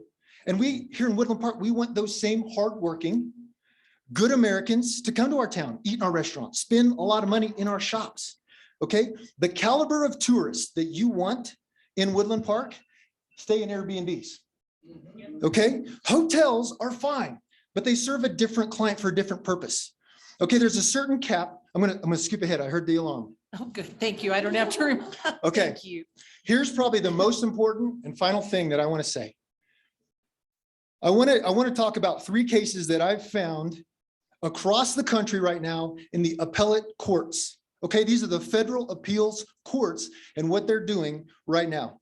Florida, 2017, Santa Monica Beach property owners versus Mr. and Mrs. Accord, who owned a short-term rental. The court ruled that residential use was taking place in their short-term rental home.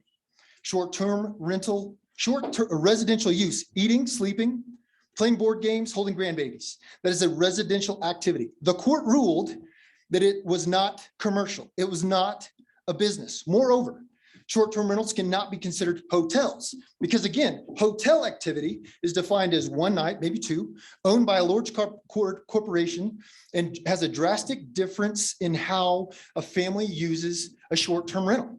Number 2, Louisiana. Mayor Pro Tem. Yes. Louisiana. Question. Mary? Yes, If you would share sure. the other 2 cases with Yep. our clerk, Okay, so she can share them with the council so we can hear from someone else. I'm Sure, sorry to absolutely. stop you. I Yeah. appreciate that. number 3 basically do the same thing.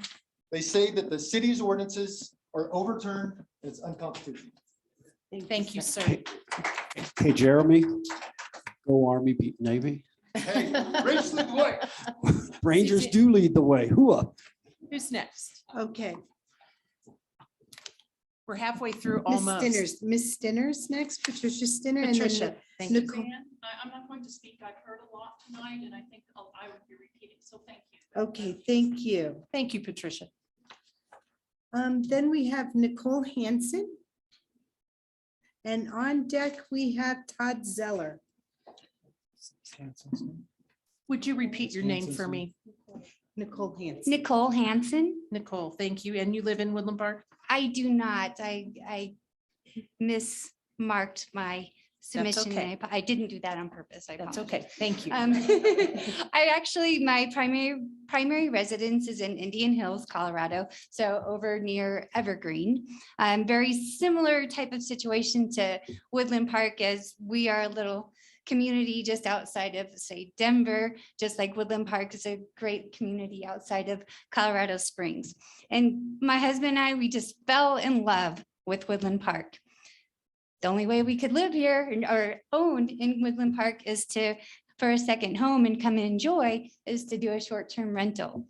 We purchased in 2019, March, and we bought the cutest little cozy cabin, a 1934 old mining cabin. We've kept the charm of it. And by doing a short-term rental, so many other people get to enjoy Woodland Park, the community, and a cozy little 1934 cabin. So we've tried to keep the integrity of it. We've gotten to know our neighbors. We've shared phone numbers. So we try to be a good neighbor. We have never had any complaints from our neighbors. We use Trinity Total Cleaning for co-hosting and cleaning our property. We are so excited to be able to share or just be a part of Woodland Park. And by being a short-term rental, we are giving back to the community. We're able to hire Trinity Total. I'm trying to speak quick and I'm nervous, but anyhow, it's just a treat to be up here. And I just wanted to support the short-term rental community. My husband and I, we're opposed to the ban. We are for regulation. We have a license. We follow the rules. We have a 4.96, and it's only because somebody can't give a 5 on a rating. And so you know how people are. So anyhow, we love it here. We love being a part of it. And if you ban short-term rentals, we will have to sell, and it'll be a horrible time to also have to sell in this economy. And so for many reasons that everybody has already spoke of, I agree with all those that are short-term rental advocates, because you guys have all said it as well and better. Thank you. Thank you, ma'am. Okay. Todd? Todd, and then Scott, I think it looks like Campbell. Scott Campbell's on deck. My name is Todd Zeller. I've lived here for 22 years in the city limits of Woodland Park. I appreciate the opportunity to speak to at least some of you. I've been throughout this process and I think, you know, I thought this was going very well. And I do believe there should be regulation. We do need some guidance. And then the newspaper article comes out and honestly, I think I'm against the amendment and I'm for the original proposal. The thing I did want to bring up that's not on my list here is a gentleman earlier shared about this is not in a step with the character of the neighborhood. And I really want to understand why. Why is it not in the character of the neighborhood? I live next to a short-term rental. I live at 1210 Woodland Valley Ranch Drive. I live next to a short-term rental that can sleep 14 people. I've lived next to them for 1 year. I've smelled pot twice. No one's naked running down the streets, no large parties. And you know, smoking pot, they don't have to be the short-term rental, right? We can get that anywhere in Woodland Park. I think my main point that a lot of people have already made other points, my main thing is, can we be reasonable? Can we be reasonable adults and not go from 162 to 2 short-term rentals in a month? Because I believe people have a predisposed notion and they don't care what I say, they don't want them. Can we be reasonable? And can we take a process that has city input, which you've done? You've done the process well, and now we're going to hijack it all. That feels wrong. Let's try this for 2 years. And if our entire city's turned into a party and everyone's running naked through the streets, then let's reassess. This doesn't have to be like this for the next 50 years. Please understand that the people that yell the loudest doesn't mean that they're telling the whole story. There has been, I'm sure, a party in Woodland Park at a short-term rental, but that is not the everyday occurrence. And I think the regulations you are thinking about and proposing are going to curb a lot of the problem children. Let's take reasonable steps. I believe that what was proposed earlier was reasonable. There is a way forward that's reasonable and rational. I'm willing to be part of the solution. Will everyone on the council, are you willing to be reasonable and rational? Thank you. Thank you, Todd. So you're next. Okay, we have Scott, and on deck is Derek Norwood. All right. Good evening. My name is Scott Campbell. I live at 1220 Ponderosa Way.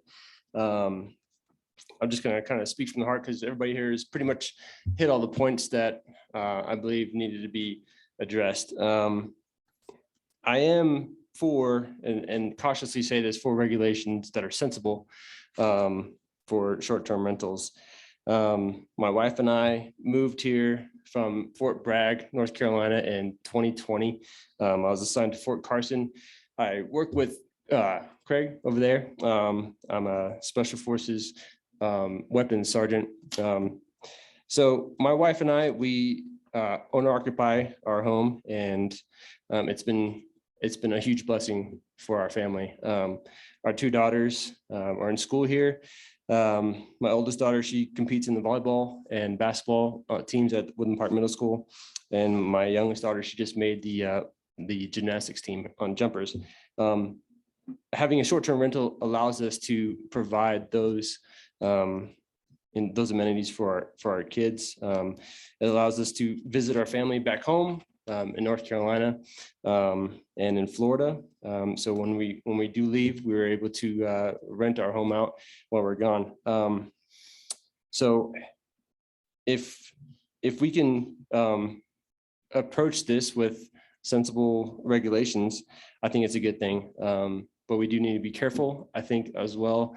I think we all need to be closely watching what transpires, because if we give a little bit and we keep compromising, then too much will be stripped away, I believe. So anyway, that's what I had to say. Thank you. Thank you so much. Okay. Yes, sir. Derek Norwood, and then we have Margaret Zapalaska. Hi, I'm Derek Norwood. We live at 615 Quinn Alley. I thought the work that's been done has been really, really good on the part of council and planning. And I would be in favor of the regulations that have been proposed largely. And I think that the short-term rentals play an important role within the community as a whole. I would be in favor of some limits or caps in the residential areas. I do think quality and fabric of the neighborhood is affected somewhat, where if you've got multiple short-term rentals in your residential neighborhood, and they're, particularly if they're rented out in really short periods, 1 or 2 nights, I think you can have a lot of turnover where, who are these folks? Are they actually, do they belong here? Are they neighbors? There's different faces in my neighborhood all the time. I think there's some of that by nature with short-term rentals, but how much of that do we want? Or do we want to have regulations where we're somewhat limiting that turnover situation? And that was one of my questions, was in the meeting at the Ute Pass Cultural Center, minimum night stay. And I'm not sure if that came into any of the paperwork that I've seen. Are we saying that short-term renters need to rent for 3 or 4 nights? There was talk of parking. I mean, you're changing the turnover factor where maybe you have fewer different people in your neighborhood. If they can rent 1 night and 1 or 2 nights, and that's like a lot of different people in a given week or a given month, a lot of different vehicles. So I think the regulations and the work has been excellent. I would just be in favor of making certain that we have some limits that make sense on that. I think that communities like a gentleman mentioned, Asheville, North Carolina, we've rented repeatedly in Sanibel Island, Florida, which was just devastated by the Hurricane Ian. But some of those communities with very strict short-term rental regulations have extremely successful property owners that own those rentals. I think they can coexist and people can still make money in the short-term rental business, even if there are sensible restrictions. Thank you, sir. So we have Margaret Zapalaska. If you're on Zoom, please raise your hand. If not, next we have, oh boy, Malagrzata Charzneska. How'd you do? Okay, I'll put them to the side for now. How about Kelly Lee? Kelly Lee? Jake Hoffman? Okay, Kelly Lee has raised her hand. Dave. And then next is Jake Hoffman, and he's raised his hand as well. Okay, Kelly Lee, you may speak. Hi, this is Kelly Lay. I thank you for time this evening. And I want to just say I wholeheartedly agree specifically with the first 3 people that commented. So I'd like for my comment just to go on record as agreeing with those comments, and Dave Brown as well. And so I don't have a lot to add, except that I would like to comment as an out-of-town owner. I live in Seattle. My husband and I have owned the house at 1117 Forest Hill Road since 2001, and we raised our sons there, all of whom went to Woodland Park Public Schools. And on that hill, before the trees grew up, we used to be able to see the scoreboard on the high school field. And we cared deeply about the wildfire risks, the health of the wildlife, and the character of our quiet mountain town neighborhoods. So when we moved to Seattle 5 years ago, we renovated the basement of our Forest Hill home and put in a 2-bedroom apartment where we have full-time innkeepers who are there 24/7 to provide oversight for guest issues. Charlie and Brenda are public school teachers who are doing this job on the side. I wanted to let you know that because I want you to hear a profile of an out-of-towner who has great care and concern for the character of this mountain town that we love so much. Our facility employs cleaners who are a Woodland Park High School grad, a local cleaning businesswoman who's the daughter and a mom of 3 kids, a daughter of Woodland Park residences. We also hire 4 public school teachers. The impact that our lovely business is having on important people and providing income is an important part of Woodland Park right now.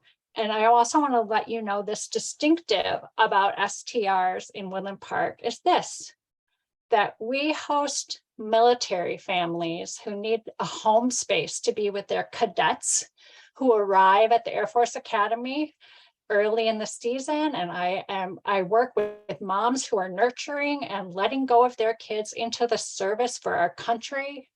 We have return family who comes back 4 years running. Their cadet is now serving in Italy.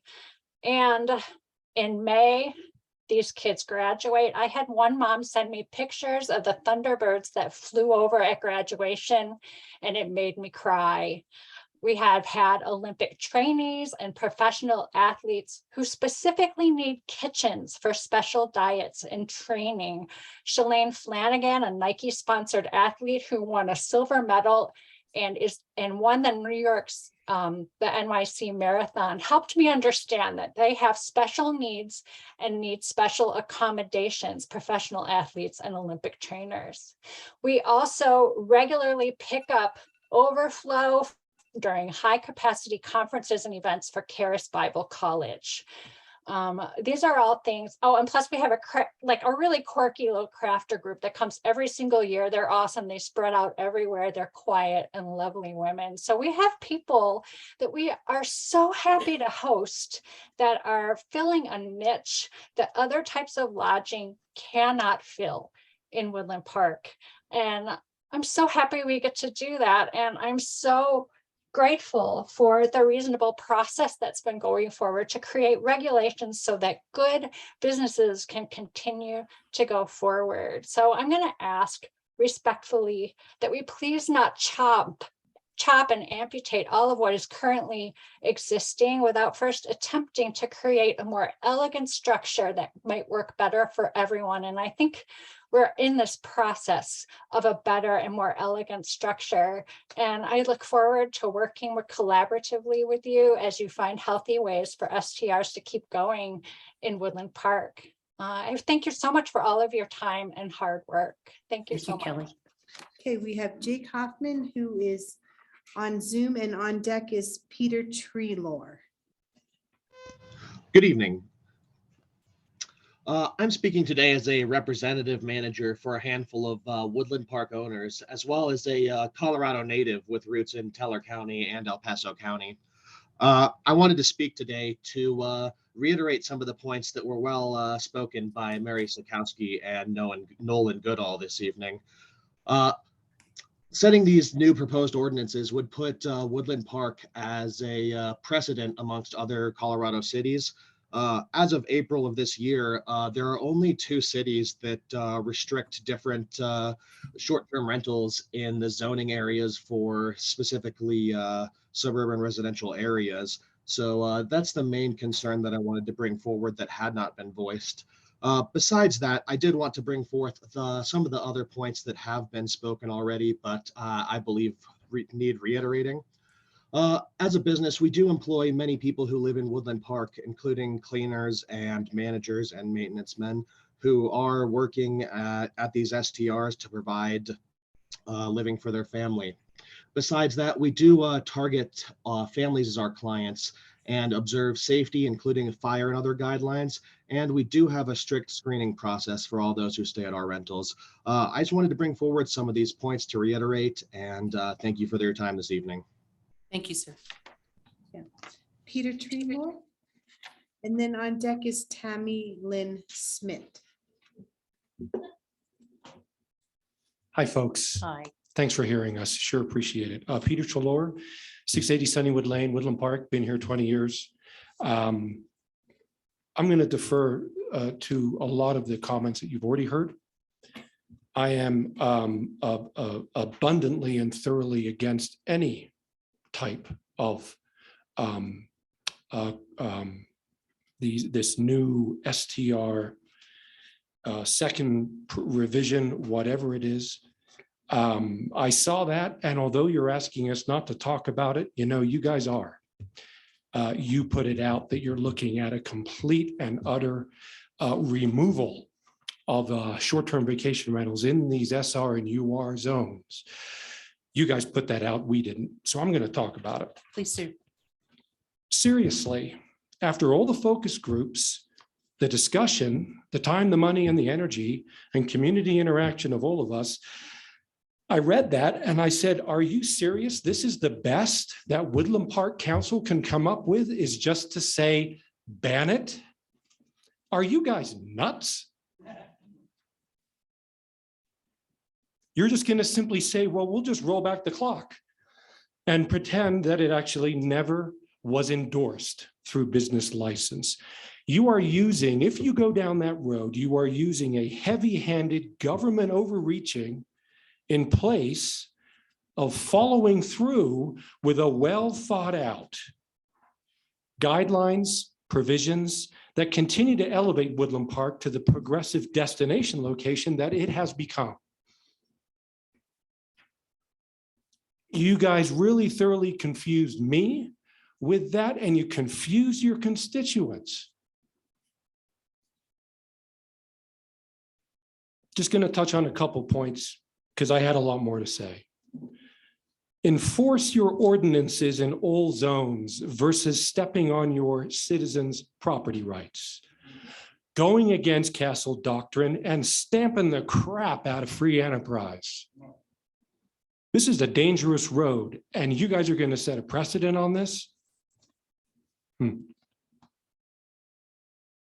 I'm fast forwarding, don't worry. Understand that you have already established a precedent by approving short-term vacation licenses in all these areas and all these zones. That has been done. That precedent has been used as justification for folks like me and many others out here to invest millions into this community, into these properties.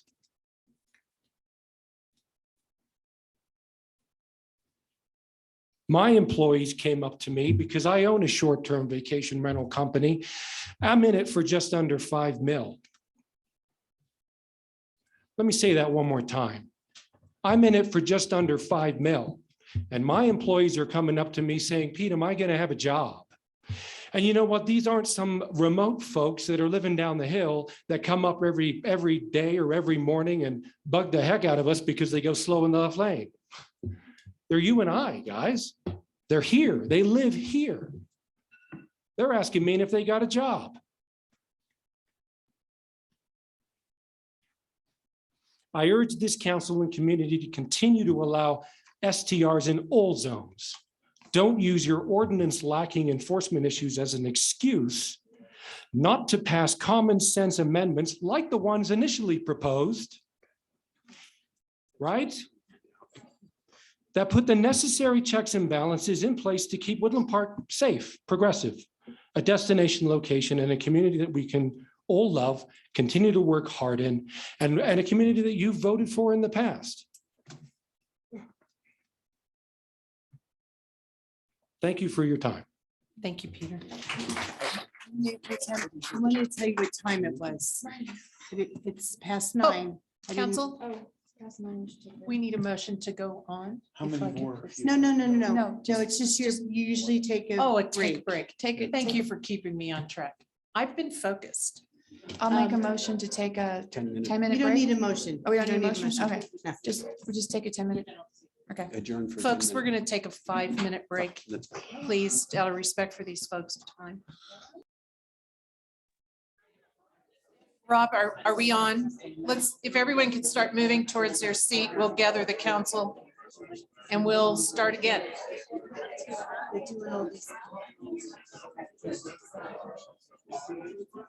Thank you for waiting.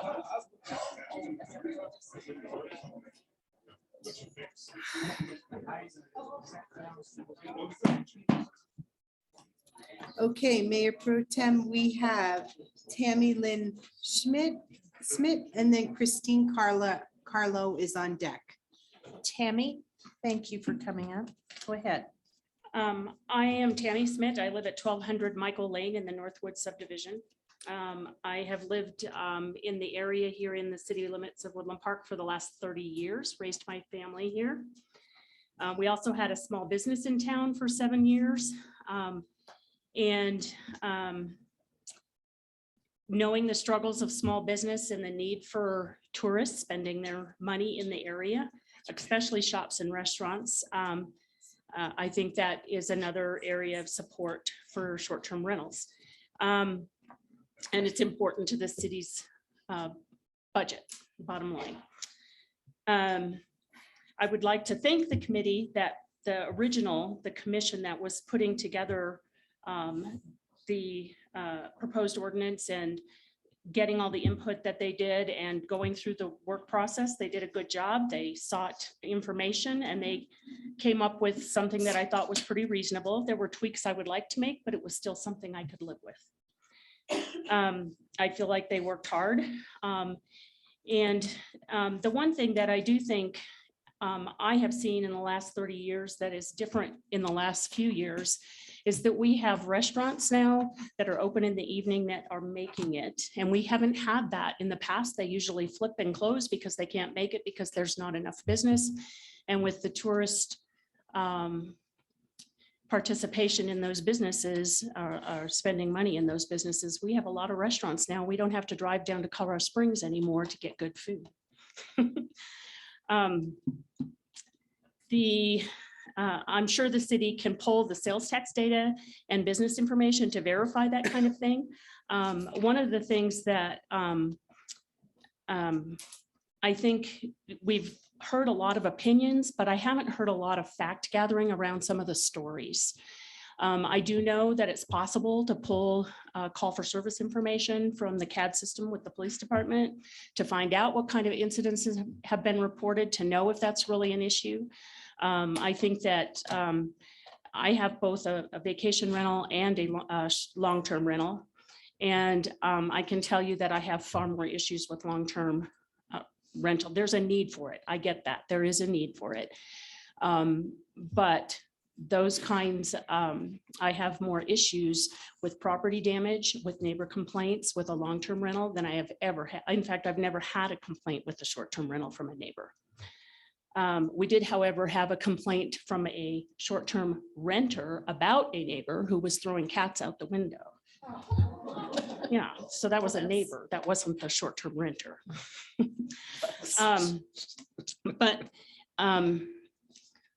In light of that, I wonder, does the city find, when we're talking about tourists in the small town, does the city find it appropriate to use comparison data like big cities of Denver and Houston, which I saw in the Courier, to the small tourist town like Woodland Park?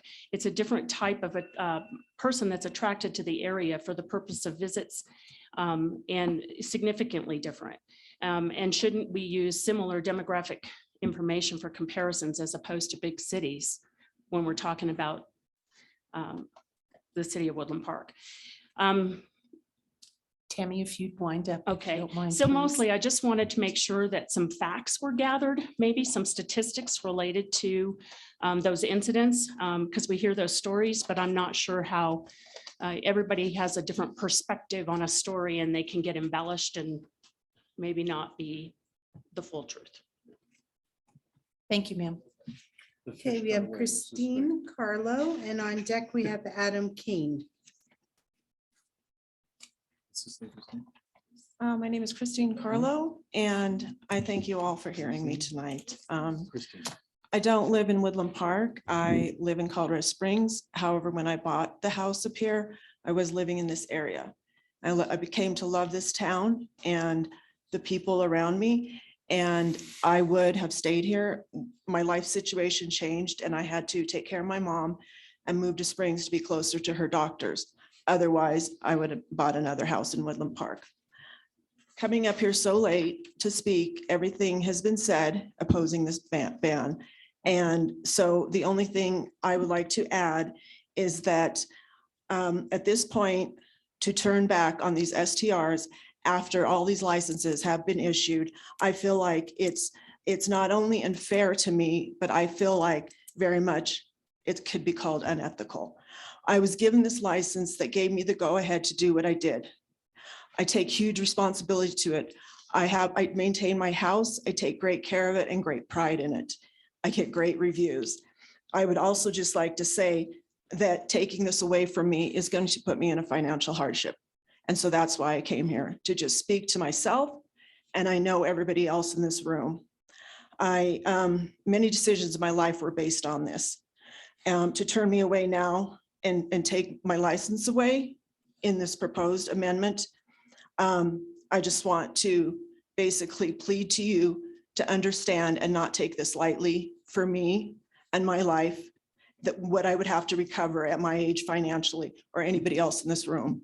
Because if you look around, we're all just people trying to survive here. And that's all I wanted to add. So thank you very much again for hearing me. Thank you, Christine. Okay, Adam Kane.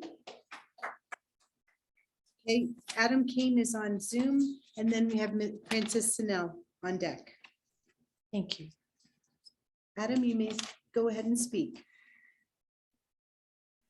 Can you hear me there? Yes, sir. If you could speak up a bit so that we old people up here can hear you. Thank you. All right. Very good. I will. My name is Adam Kane. I am a resident of Lee Summit, Missouri, and I do own property there in Woodland Park. So that's why this is a large concern to me. And just with a few things that people have talked about, the economic impact, just to move forward with the ban, to have less tourism, less businesses, obviously less tax dollars, which would be then less jobs and less growth. And any city needs to grow. And I'm sure that's the goal of Woodland Park. The council's job is to make good decisions for the good of the city. And less growth is definitely not good for any city. Property values and appearance, short-term rentals, it has been mentioned, they're very well taken care of, as well as mine is. Makes the presentation of any neighborhood better. The visitors that we have and all the STRs are using it as a home. It is not a heavy traffic flow business. It's not large parking lots. It's very important for all STR owners to keep a very well maintained property.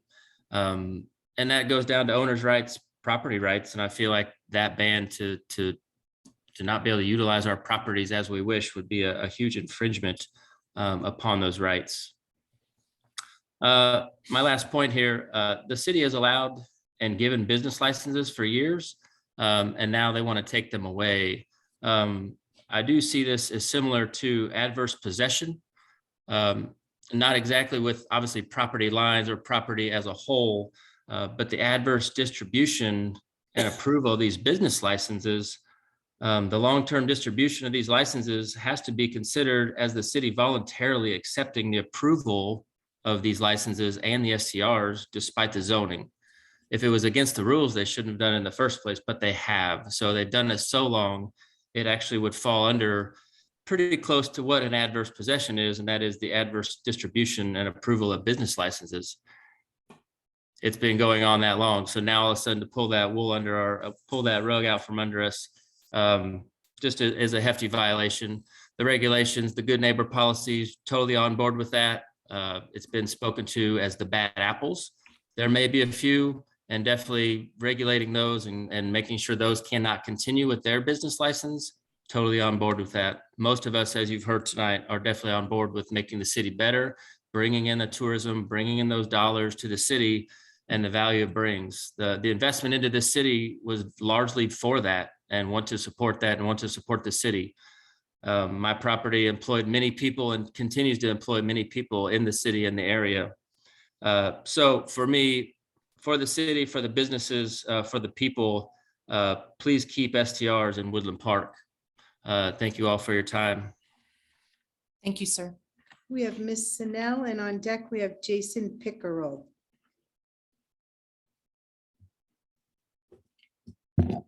My name is Frances Sennell. I've lived in Woodland Park for a little over 12 and a half years. We need to go back to step one. All of this began on absolutely the wrong foot, and the city council seems determined to ignore the issue of conflicts of interest. State law and our own ordinance require each of you to affirmatively bring up whether you have a conflict of interest and or potential conflict of interest. As Jerry Penland has thoroughly explained to you, conflicts of interest can be pecuniary, they can be by the business you're associated with, they can be by the people that are in your family that possess the subject matter here, which are STRs. None of you have paid any attention to that. We've got 3 council members that have a severe conflict of interest. After the moratorium was filed, Mr. Neal went ahead and applied. Now he says, oh, well, I withdrew it. Well, you know, guess what? Council member O'Neill, you can't unring that bell. The worst kept secret in the city of Woodland Park is you and your wife hate this place. You can't wait to leave. You can't get enough money for your house, so you want the STR. If that's not a conflict of interest, I don't know what is. You should have recused yourself in the beginning. And you have the affirmative duty to bring it up before council. You don't have to, the idea is not you'll admit it after you get caught. You have to bring it up. Same with you, Mayor Pro Tem Case, and same with Mayor Hillary Barr. The 3 of you should recuse yourself at this point in time. You have no quorum tonight. Even with the other 2 members, if they came back, you would have no quorum, and this matter would be dead in the water.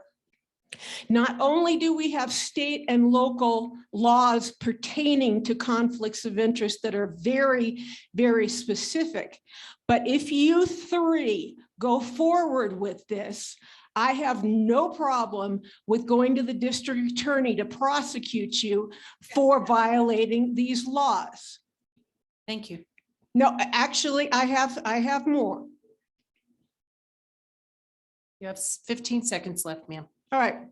Giving us 3 minutes when you've promised us 5 is ridiculous. I didn't. This promise 5, particular but thank you. issue affects our lives and our quality of lives, and we only get 5 minutes.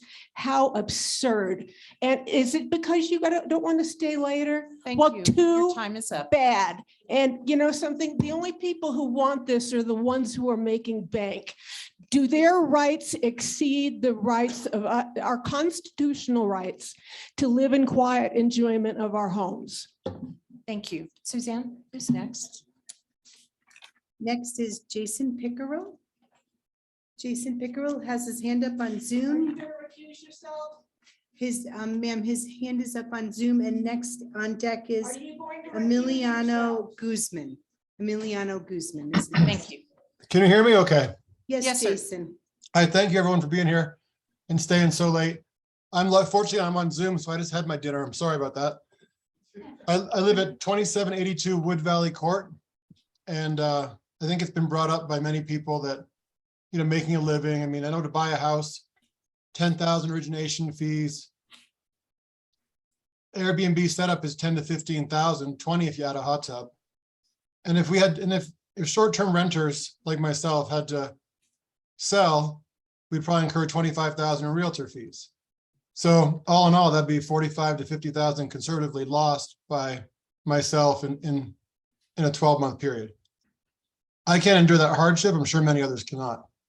I know I've had people go up there and help me set things up, and we all eat at, you know, the Judge or other restaurants, Donut Mill, and I know it definitely helps the area. And I love sharing the beauty of the short-term rental. The house is gorgeous. I just love it. It was built by Dan and Sandy Crisp, who live right behind the house, and they're for it. But the alternative, I think, for a lot of people is like, well, what if we do this? What happens if it's kind of almost like the old little lady swallowed a fly, then she swallowed a spider to catch the fly. If we ban the short-term renters, then we either sell, which isn't really good for anyone. And then if we switch to long-term renters, like Al over on Masters Drive said, it's terrible. Long-term renters, they've destroyed, I mean, you might get 10, 3 good renters in a row, but the fourth one, they don't care about your property. They destroy it. And the damage they cause is just terrible. But that's a personal thing to the landlord. As far as the community goes, neighbors will call the police. I mean, for noise ordinance, they'll call the police. The police don't come. It's not because they don't care. It's because they're busy with real crime.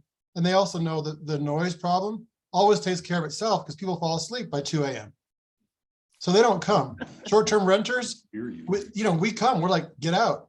And there's signs everywhere. You will lose your deposit. You will get a poor star rating. And if people are responsible, like the stuff proposed, you'll see all that. With regard to the proposal, it looks pretty good. You've thought of everything. There's one thing Colorado Springs did. Someone had it registered under their name, such as myself, Jason Pickerel. Then they wanted to transfer it to an LLC for protection, and they lost their license. And then they appealed it, and Colorado Springs City said, oh, okay, since you're the sole owner of the LLC, then you don't lose your license. And you could ban all future ones. I mean, over the years, there'd be none left in 10, 20 years. And I think the amendment to section 7, Jeremy, the 26-year Army guy, Jeremy, spoke, and he said he was in suburban residential. I think the red line to section 7 basically bans all short-term rentals in August, does it not? It seems to cover almost every zone. It says on effective August 1st, all short-term rental business shall be prohibited within SR, UR, and a bunch of other zones, which is probably covers everything almost except for ag. Jason, if you could wind up, please. Thank you. Oh, of course. Thank you. So the section 7 revision, I'm not sure if that's the red line that I'm reading is correct, but if effective later, that maybe it's 2023, but if it bans in all areas, it's going to be terrible. And then I think one last thing, I know Palmer Lake and others have one of the provisions you wrote that could be cleaned up a little bit is a legal definition of no more than one violation. You may put no more than one confirmed, complaint or confirmed or validated violation. Because you can get a neighbor who complains twice and you can't get your license renewed. Thank you all very much. Thank you, sir. Okay, thank you. We have Emiliano Guzman. Are you online on Zoom? If not, we have Bo Burns.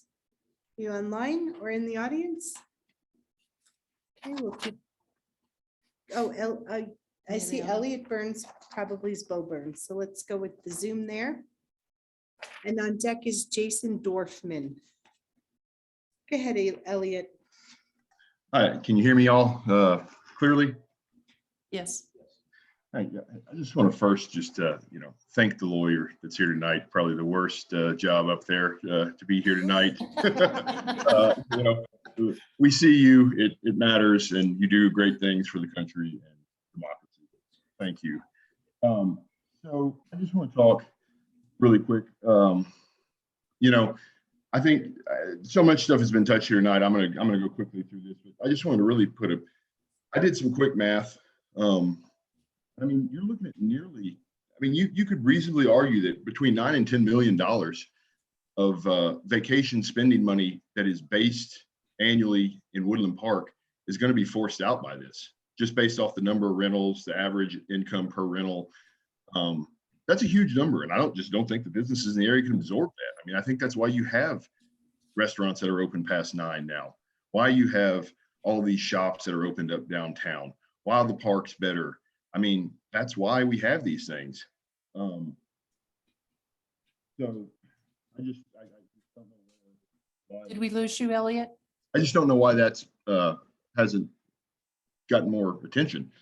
And the fact that we had a good compromise bill that had gone through the process only to have an out of order session put things into it seem like it's invalidated the whole process right now. I mean, I think that if you go forward with this right now, this whole thing's going to be open to legal, probably a successful legal challenge. But I'll let the, you know, our lawyer speak to that. So I just don't think, I just don't understand this, I guess.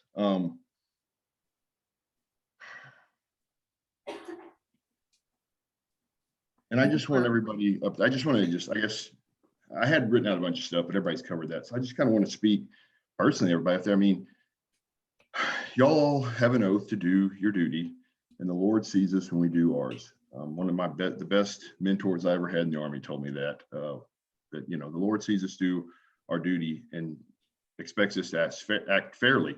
And I felt that this board was, or this council was doing that. And then within the last week or 2 weeks has thrown fairness out for interest. And there's a lot of people that argue that this is commercial, or everybody's rights are being violated on both sides. But I mean, the courts, I think, have been pretty clear that residential activities in a residential area are residential activities. And so I just don't know how enforceable this is going to be if it passes anyways. So, I mean, I would just say that we have the option to kill it here tonight, and I think that's what we should do, or you should do. I have no right to do anything tonight. 20 seconds. But Thank you, Elliot. that's all I have to say. I hope y'all, or just thank y'all for everything you do, and have a good night. Thank you so much, Elliot. Okay, Jason Dorfman. Bradley Iker.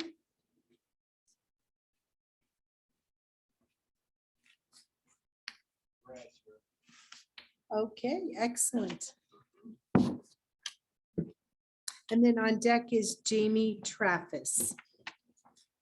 My name is Brad Iker. I live at 1234 County Road 25. I've lived here for, well, since 1979, Colorado native. I've seen a lot of changes, and I long for that day that there was no stoplights in Woodland Park. And so there's changes all the time, and we can't stop that. But so I've got 4 vacation rentals. They're in the county and none in the city, but what happens in the city may spill over into the county. So that's why I'm up here today. Everybody's pretty much checked off everything on my list. You know, we've had one party in 22 years. That was my first rental in 22 years. That was a confirmed party. And we've got neighbors that we have not had any complaints. I live next to 2 of them, and we don't see loud parties or people running naked, like Todd maybe mentioned. So, you know, there's just, if I had the choice of living next to an STR, and a gentleman over here has talked about that, as opposed to a long-term rental, you don't know what you're going to get with a long-term rental, or how long. Or, you know, you might get a neighbor that's got, you know, Chevy pickup up on blocks, and, you know, you don't know. But this industry is self-regulating. If you don't keep your properties in tip-top shape, you're not going to get good reviews. And that's how we survive. We have excellent reviews. So, gosh, I don't think there's really even anything else. I think everybody said everything else. Thanks for your time. Thank you, sir. Okay, Jamie Traffus. Jamie? Okay. James Heller. Okay, okay, Jamie's on. Thank you. Thanks, Dave. Go ahead, Jamie. Which Can you hear me? This is Jamie Traffus. Thank you.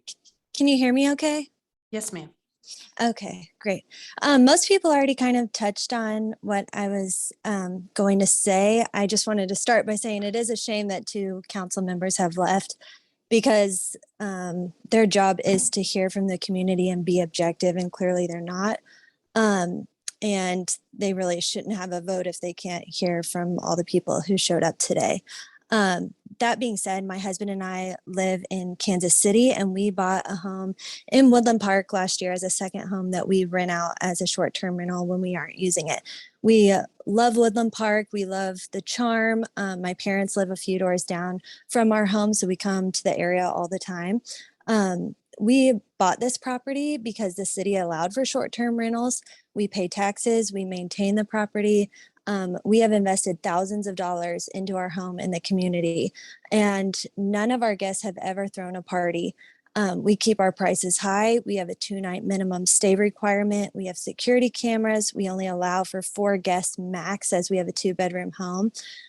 We have someone available 24/7. However, we've never had to call her because we've never had an issue except one time when someone needed a spare roll of toilet paper. That being said, with regards to the comment made earlier regarding the character of our neighborhoods, there is no guarantee that a non-STR owner would maintain the character of a neighborhood. A permanent resident 2 doors down from us operates a dog kennel business out of his home. I don't see why it's not equally as important to maintain the character of the entire town. The cute shops, the restaurants, coffee shop, farmers market, our guests, as well as ourselves, are constantly going to this area, and that's what brings us there and brings our wallets there. Surrounding cities have set good neighbor policies in place, and overall it's not smart for the community or the businesses or the future of Woodland Park to ban short-term rentals. And it's a cruel thing to do to people that are already struggling to make ends meet as it is.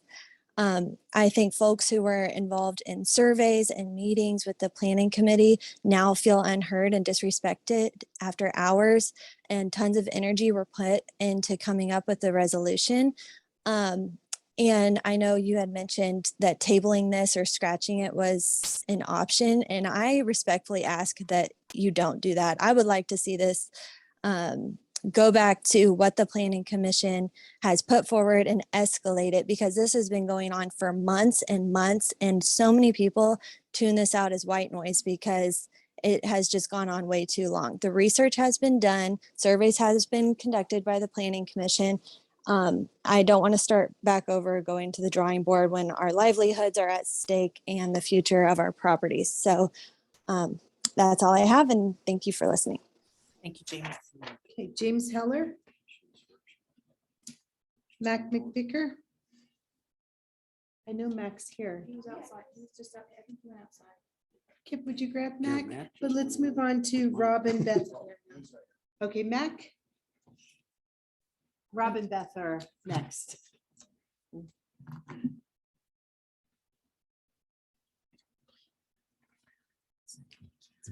Good evening, everybody. Pro Tem Mayor. I'm Mac McVicker, live at 13719 Hetty Road, Woodland Park, Colorado. And I just want to hit on one thing that a lot of people have brought up as a constitutional or God-given right by the way they address it. And that's private property rights. And I want to share some thoughts with you on that. How many of you think you could build a bonfire in your front yard when you go home tonight and not have the fire department and maybe the police department tell you, you can't do that? It's your property, your match, your wood. You don't have the right to build a bonfire. What about fireworks? Under city ordinance, unless it's a controlled coordinated display, you cannot shoot off any fireworks. You bought them. Again, your match, your yard, you can't do that. Oh, here's a good one, especially in this county. Target shooting. You want to sight in your 308 because it's elk season. And you're on a city lot. Can you do that? Again, your gun, your bullet, your property. You don't have the right to do that. So to maintain order versus total chaos, you have to have some rules, some regulations. Maybe one of those is no short-term rentals in SR zone. You know, the same reason we have traffic controls. I grew up in a very rural area. My high school had 28 graduates. We had country roads with no stop signs on any of the 4 sides. You could tell by the dust during the day if somebody was coming. At night by the headlights. But we have traffic lights, we have stop signs, yield signs, but it's your car, your gas. Do you have the right to drive on the wrong side of the road? No. So the speakers tonight, for the most part, have been very eloquent, very well prepared. But they tend to believe that property rights are all encompassing, that they can do whatever they want. And I suggest take a step back. We have laws on what we can do with private property. I gave you some examples. I can give you more, but it's getting late, so I'm going to stop on that. Thank you. Thank you, Matt. Robin Beth Horitz. Hey, my name is Beth. I live at 306 Chester Avenue, and I have been a Woodland Park resident off and on. We've been in the military, retired from the Air Force for 20 years, and I own 2 cabins in Woodland Park. I've been a short-term rental owner for 10 years, and I've also been a long-term rental owner, and I've had the same problems that we've heard from our other long-term rental owners. I just gutted a cabin down to the studs after my long-term rentals destroyed it. I've had to take off work many times. I've had to fly to Colorado to go to Cripple Creek to go to court hearings to evict long-term rentals who weren't paying their bills. So I've had, and not to mention what our government did during COVID, y'all. I mean, they basically said for over a year plus, a long-term rental didn't have to pay their rent. I mean, as a property owner, that was devastating. And I will never own a long-term or a long-term rental again after that. So I've had great success as a short-term rental owner. We take immaculate care of our properties. My cleaning lady lives around the corner, and I am super, for short-term rentals here in Woodland Park and what it does to tourism and the benefits it brings to our community. So thank you for letting me speak. Beth. Thank you. Beth, could I get your last name again? Oh, it's Horitz, Hoerit. Jen Ray.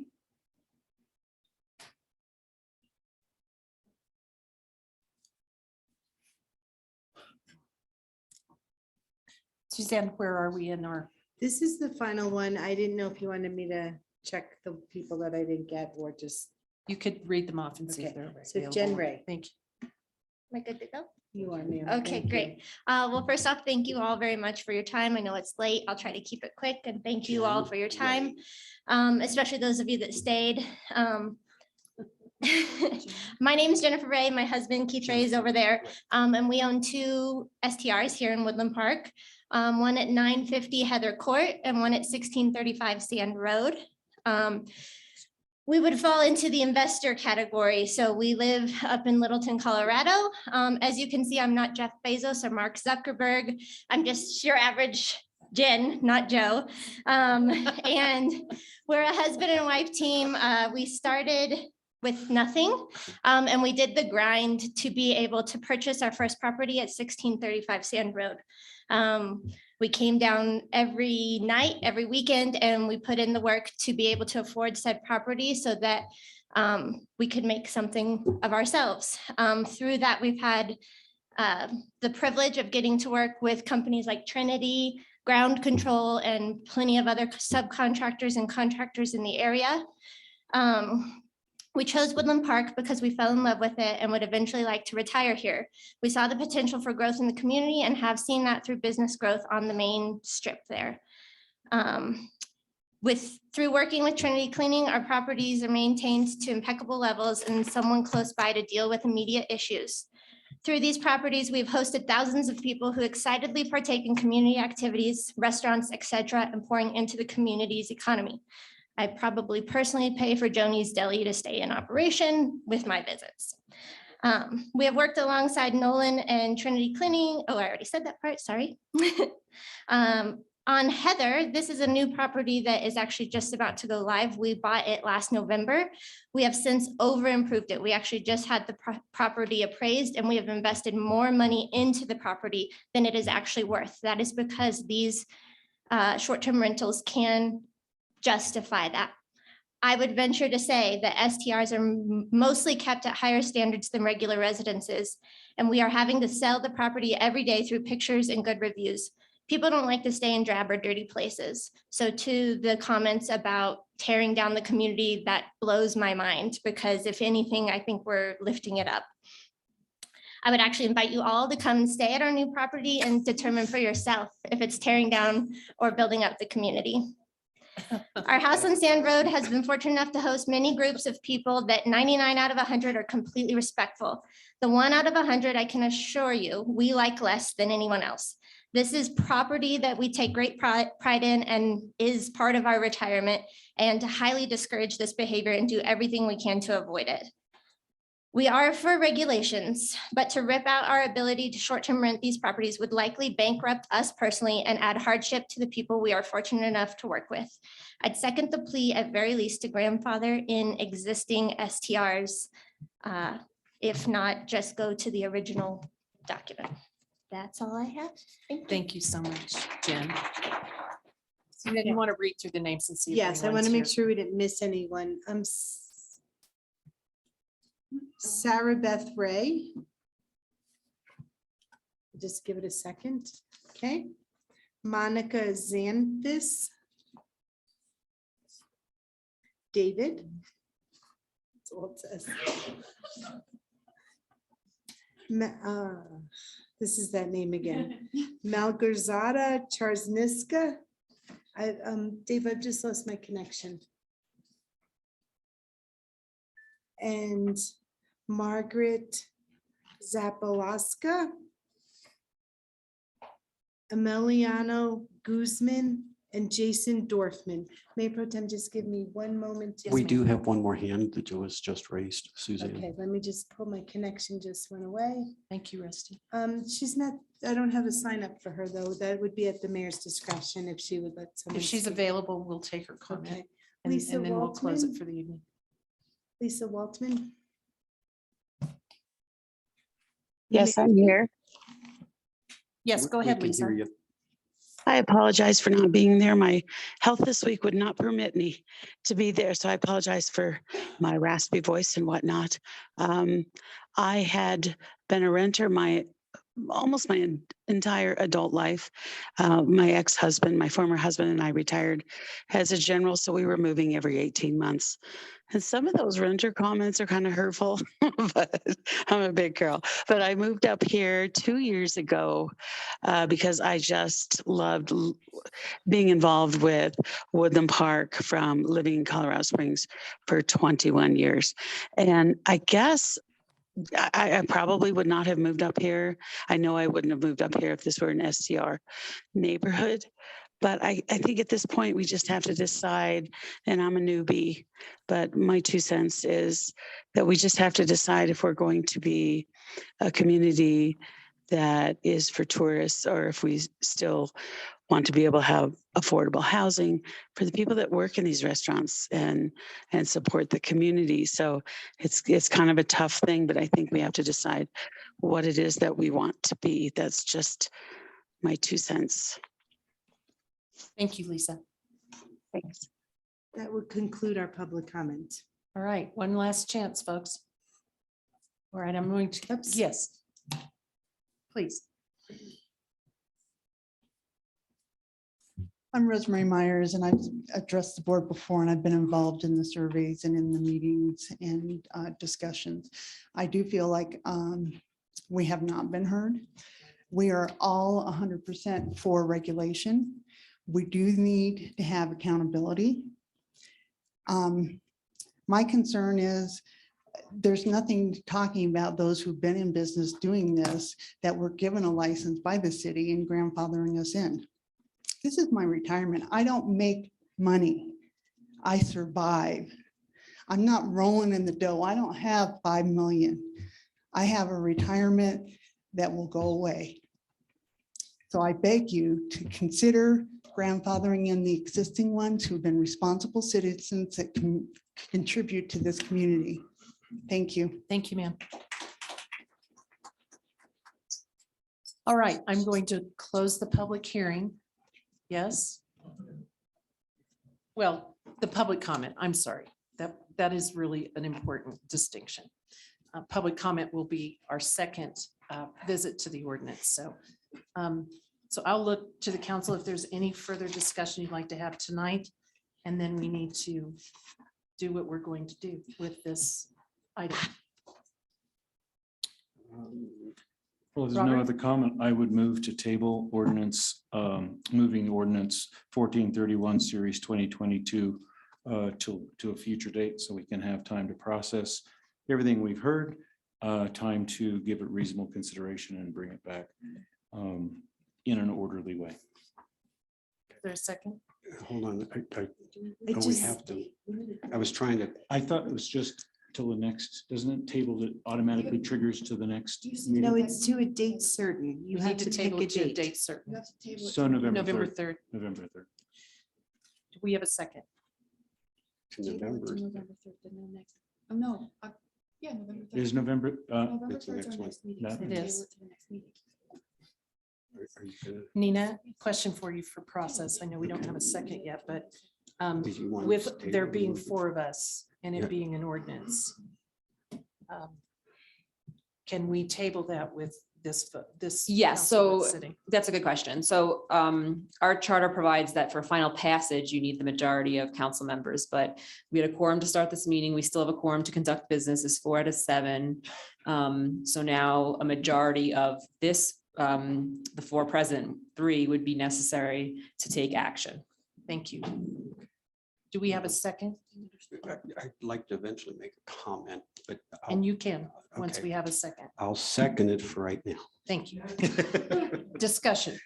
Thank you. Yeah, you got your motion in before. I had a chance. I know, I thought you were gonna make comment. I just wanted to talk to the citizens a little bit because I have been very, very vocal on the property rights. So far to the right that I have voted against the moratorium. I have voted against any kind of restrictions and everything. You really need to thank my wife. She's my mentor because she grabbed me and she said, you know, Rusty, I hear a lot of what Rusty wants and what Rusty believes on property rights, but you ran on citizens first. She had me. So I had to step back from what Rusty was thinking is right and really listen to the citizens. So I was against anything to what the Planning Commission did. And I don't want those that were counting on me to be this absolute property rights advocate for them to feel badly against me because I am going to probably, I've listened to your comments, I am leaning towards what the citizens told me through the Planning Commission. So I don't want those that think I'm abandoning you as a 100% property rights owner gets everything they want.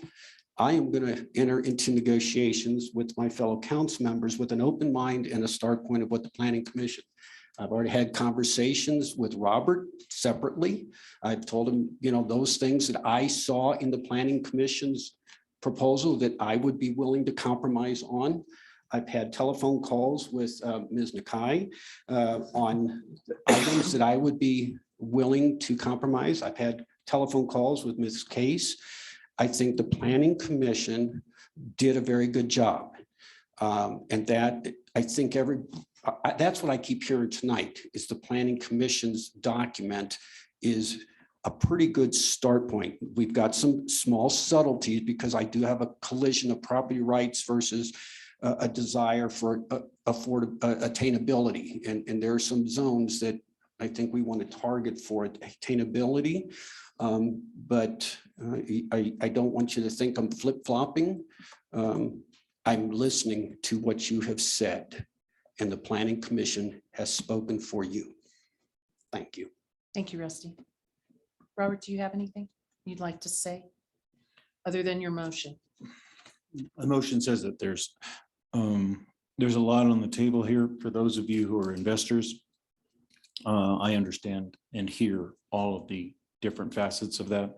I've been a lifetime investor myself. I've made millions and I have also painfully lost millions. And that's just part of the nature of real estate.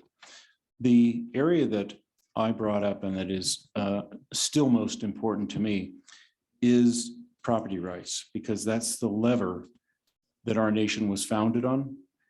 And if we're not careful in how we administer those at a local level, we open the door for government regulation into that private property. The way our zoning is written now,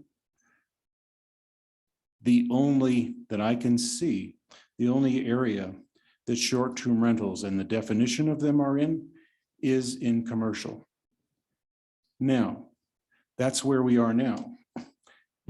The fact that our city has given approval through licensing and through collecting lodging tax is on one level, and I'm not an attorney, so you're getting a councilman's perspective. And that is, it really is out of line because it's leading people on to think that it's okay, and it's actually not in our zoning code. It lets them think it's okay, so great, I'm paying my lodging tax, I've got a license, it's all great. And many of you have obviously made decisions on that basis. But as a community, we have collectively agreed, as Mac, wherever he went, was saying, we have agreed to a structure of our community. And that's what our zones define. So the orderliness of enjoying private property is out of sync in Woodland Park. And I get the fact that it's very clear that there's a market and a need for short-term rentals. But our long-term development of our community has to be orderly. And I'm concerned about the hodgepodge, 2% here, 6% here, 8% here, stuff that we have in front of us. I don't think that's very orderly. I don't think it gives all of us a sense of, yeah, we're moving forward in the right way. We've got a lot of folks came in, which is perhaps why both Rusty and I oppose the moratorium, because what you have is a bunch of people, oh, I got to get in, I got to get in now. And it creates an urgency that I think we were moving forward with public comment on in a pretty orderly way. But anyway, that's where we are. We're doing that. We've got some outliers who are trying to get in under the wire, thinking that it's legal. And I struggle with the fact that although I get it as an investor, I get it. All the doors were open, nobody said no. But in the long term for our city, I think we really have to look at the fact that the market takes care of a lot of stuff, yeah. But it also just can destroy where we want to be as people. And, you know, we have a southern border that's letting all sorts of people in. And now they're claiming that they've got a constitutional right like you and I do. I'm sorry, I don't share that. And I'm a first generation immigrant. My parents are both came from another country. There's an orderliness, I'm trying to say. And there's an orderliness in our community that we really have to look at from all sides. So I know there's a lot of tension in our community, and I'd like to see us cooperate, but we do need to look at private property rights in a way that in long term doesn't say, like somebody said about the dog kennel next door, somebody else has a hairdresser business, whatever else it is. I don't want to be creating legislation that's putting the government onto your property, thinking they have a right to go to your home and start inspecting it. We're going to have handicap walkways. Is that going to be part of the requirement? Are we going to have health inspections in our kitchens? You know, there's just a whole bunch of pieces here when you start crossing over commercial property, commercial zoning with residential. And I hear the argument of, you know, it's enjoying residential and some of the court cases. You did the court cases, yeah. The court cases. I mean, this is a national issue. It's actually an international issue, but it's a national issue. And it goes back to our identity. Who are we as people of Woodland Park? What do we see ourselves as? And I see we have 4 different factions, if you like, You've got those who want us to be a bedroom community and want us to enjoy the privacy of that. You've got those who see us as a destination community, and they want to expand the destination for our community. And you have those who want people to come spend their money and go away so we can stay our small little community. And the fourth component is we're also a college town. So we have four groups that are vying for their peaceable rights to grow and thrive together. And that's what we've got. And so our job up here is to hear all four of you and navigate that water in a way that's fair, lawful, and gives us all the ability to say, yeah, I can take this and go with it. We have a whole development happening down in the middle of the city, which once was a saddle club. There's a real need to those of you who are, for those of you who are wanting a bedroom community. You can't survive without a strong business community. Both have to exist. So do you cross them over? Do you put all the commercial into the residential and cause destabilization there? Or do you put the commercial with commercial and create a strong, vital business downtown sector? So we're going to weigh all this stuff up. But for me, it's a matter of property rights we agreed to in our game plan that we've had for Woodland Park through the years. And some of you brought up a pretty good case for the fact that, well, you allowed it. So where are we going forward? So there's a lot of it for me to think about anyway here over the next couple of weeks. And I'm sure that's true for the rest of us. And so thanks all of you for your comments. They are heard and they'll be taken to heart. And you know our email addresses because we've had a lot this week. Yes, we have. Thank you, Robert. Catherine, do you have anything you'd like to share? Okay. I just would like to thank all of you and for your patience and staying with us tonight and sharing your thoughts because it's really important to me. I want to thank everyone that wrote to us all. I know we all read them and I tried to respond to all of them. And I think I did, just to acknowledge that I'd received your email. Just one point I'd like to make, Robert, on the heels of your talking about property rights is the property rights don't favor one or the other. They meet in the middle. And property rights don't cross over. They meet like this. And so we don't infringe here and they don't infringe here. And so that's a balance in a weighing that is delicate. And that's where the laws as they've been developed so far have done a pretty good job of that and addressing that. But we always run into things that are different and change. And so we have to reevaluate that. And I think that's what we're doing as a group with you all's help. And so I want to just express how much I appreciate that. I want to apologize to you all that two of our council members abandoned the process this evening. And I'd like to thank you all for sticking through and hearing what the people had to say this evening, because I think it was important. So thanks to you all. We will, with a vote, it looks like we may continue this to the next meeting. And we may not take more public comment because the council needs the opportunity to work through this together and either send this forward to public hearing, amend it, or all of the options that Nina shared with us earlier. So we'll look forward to that, I think, on November 3rd, if this vote passes. And again, thank you. And we look forward to hearing from more of you and know that you have been heard. And I made copious notes of everything you all said. So Catherine does have something she'd like to share, and then we'll take the vote. Yeah. take the vote.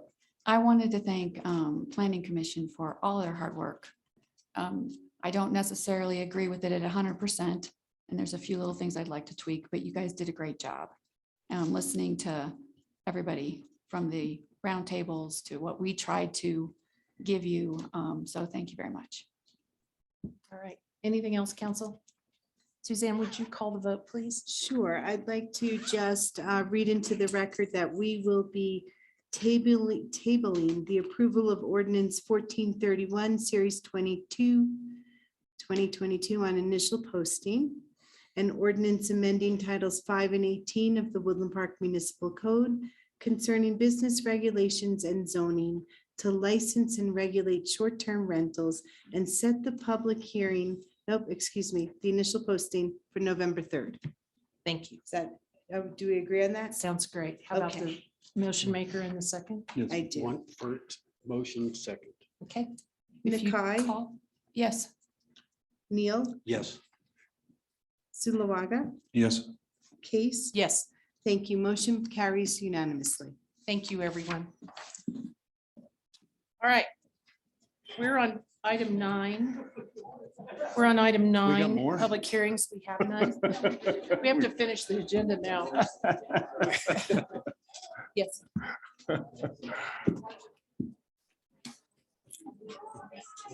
Yes, I think that's the place for it. I think that's the place for it. All right, and item 10, new business. If you guys could please Oh, go it's all right. We just exit go the through room it. so we'll We just just- work through it. Yeah, We'll let's work wait it. till you're Yes. gone. Yeah, Thank talk you. away, go ahead. We have reports yet? Because we do have to finish our meeting. Item 10 is new business. We have none. And we're on to reports, mayor's report. It should be Mayor Pro Tem's report. I'd just like to share some community events. And these are October 20th through November 2nd. The Hallowpalooza, brought to you by the City of Woodland Park Parks and Recreation Department. Friday, October 28th from 3:30 to 5 at Memorial Park is trick or treating. And we have lots of businesses and folks in the park that will be handing out massive amounts of candy and good stuff. So that's a great place to start your Halloween weekend.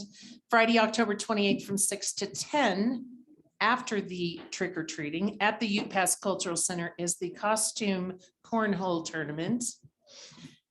And Saturday, October 29th from 1 to 3 p.m. at the Golden Meadows Dog Park at Meadowood Sports Complex, we will have Bark in the Park.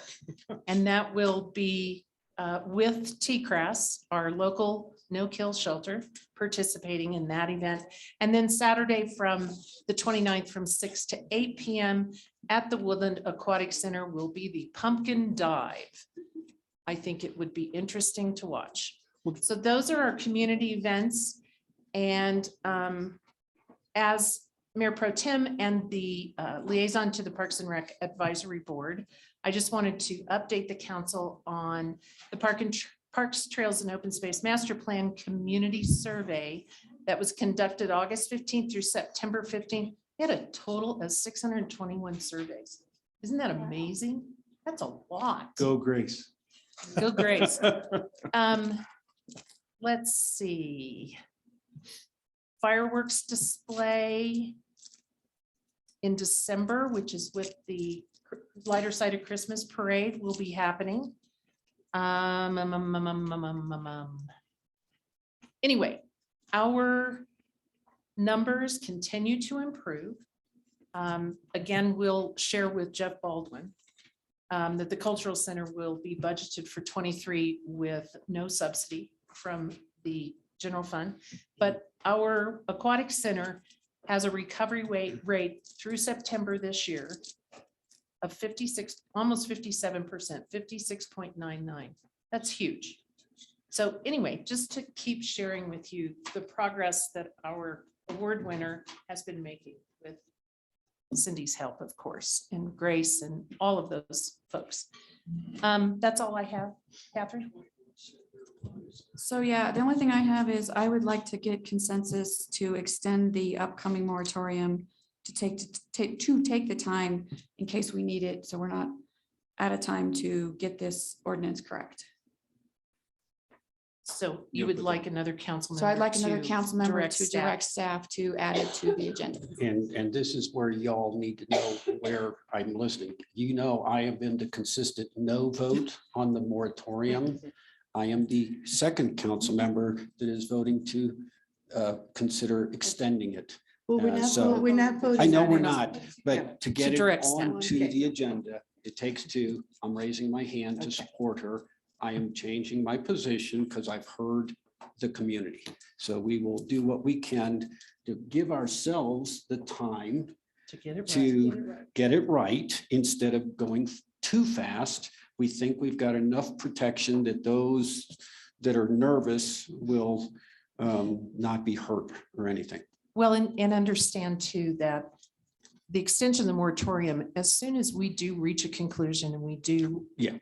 settle the short-term rental issue, the moratorium goes away. So it Yeah. will stop at that time. Yeah. We just need 2 readings of an ordinance to be able to extend the moratorium, which takes a month, basically, because we have 2 meetings a month. So anyway. you have So your I hear, direction. okay, yes, I hear a direction to have a first reading on that on November 3rd, just so for Correct. public. Just add it as a topic item. And the time frame, 6 months, Catherine? Yes, 6 months. And then it will end when we finish the process. So. Is that clear? Yes, you've given clear direction. Thank you. Is that anything else, Catherine? No, that's all I have. Thank you. Rusty? I did not have any liaison meetings to report on. Thank you. Robert? I was unable to attend our meeting, which we moved for the benefit of myself and Grace, but we did not have a quorum from what I understand. So Grace has asked me to put out an appeal to anyone in the community who wants to be part of the Keep Woodland Park Beautiful Committee to please put an application in so that we can have a quorum to do business. Yes? That's Thank it. you. Anything else? All right. City Attorney?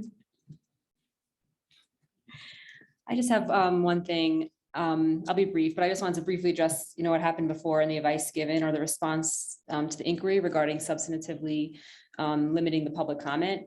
First of all, I've been helping cities and towns navigate and balance the short-term rental issue for the past 6 years. Every community is different, but never have such discussions been 100% calm or without controversy or strong opinions. And then that's, that's obvious to you, but that's consistent among every community. Every attorney has a different style, but we are conservative to our approach and how we limit counsel. We don't read restrictions into place where they don't exist. That's council's call. Should you intend to do so? Should you intend to limit public comment in a certain way? Your council rules of procedure, specifically section 4, which also cites the charter, 3.11. Leave it to council to prescribe rules regarding public comment. And, that was what was done by the mayor pro tem as presiding officer, which is in her right to do. And, I wasn't going to announce a rule to limit the public comment when the council itself has not adopted such a rule. Again, we try to be conservative and not overstep our bounds as attorneys. So just thought I would like to explain. Thank you. Thank you. City Manager? All right, just a few quick things. I have a police chief back there who I'd like to come up and show his shoulder. Oh, yeah. And I believe each council member should have received the latest, coolest, best looking swag we got. Swag, not swagger. And we got some as well. Take your time, Chief. What's a few extra consonants? Yeah. Well, thank you, sir. Yeah, I've given each one of you one of our brand new patches that hopefully you will find as equally exciting as I do. It's kind of like a rebirth for the agency and kind of giving us a new direction and a rebranding to the community and to all of you. I'm pretty proud of what you see there. It is the result of input from our staff. The officers and the like have kind of come up with a conceptual idea, and having had my hand in one of these before, I kind of put it together and threw it at them and said, here, how about that? And it took off. So we're tying that together with, I have my jacket on now, but we've got the navy blue shirts now. So we're kind of going to that navy blue look. New badges will follow probably within 12 to 14 weeks. That's usually what the order time is. They will be more reflective of a modern look and help supplement this uniform. And then the third piece of our rebranding eventually will be our vehicles. You'll probably see a new vehicle scheme that will tie some of these colors together and also some of the geographic landmarks and things that make us who we are and what I've learned us to be in my short 7 months here. So it can't be done without the support that I've gotten from everybody in the management team. City manager has been incredibly helpful. Aaron, I don't know if he's gone or if he's still here. These folks are amazing. So thank you very much for recognizing that. I hope that you find it as equally impressive as I do. And the community will notice that the rollout will start with the officers here shortly. We have all the new uniforms in. And we're just working through different things now to get them all straight and get them out to the road. So thank you very much. Thank you, Blessing. sir. I'm looking forward to the cars. I figured you might be, man. Trust me. I appreciate it. Thank you, sir. Thank you, Chief. And it is exciting to have the symbols to go along with, like the chief said, the rebirth of the department and everything that department and the staff have gone through over the past couple of years. So I'm one that's big on symbols, and that's a very poignant way to put it. Thank you, Chief. I also want to thank Aaron and Grace primarily for putting together the budget document. I know how much work it takes personally, and I'm so glad that you all did most of it. So thank you for that, for all the long hours, and also for Suzanne, Amy, and Sarah for their work in doing that. There's a board of review meeting on November 17th to further discuss potential changes to the building code. I think, was it last month, we had the first one of those meetings about potential changes for the building code coming down. It was well attended. I think people really appreciated it. There will be further discussion, kind of a reprise of that, a little more depth, I think, on November 17th here on 3:30, Karen, at 3:30 p.m. And then finally, there's been some public comments over the past month and change over these slash piles. And I appreciate those comments. Until that first comment, I had not heard about said slash piles. I've looked into it and the staff had known about it prior. And I'd like to think that we give folks some flexibility and grace to get stuff done. Sometimes that works, sometimes it doesn't, and it's abused. And unfortunately, that seems to be the case here. We have issued an order for those slash piles to be removed. They must be removed by early next week. Or we will need to take legal steps forward. So for what that's worth, it's moving forward, and that's all I'll say about that.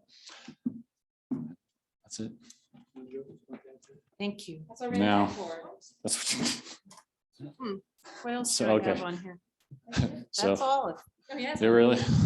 Oh, needs to be All right, sorry. I needs to be.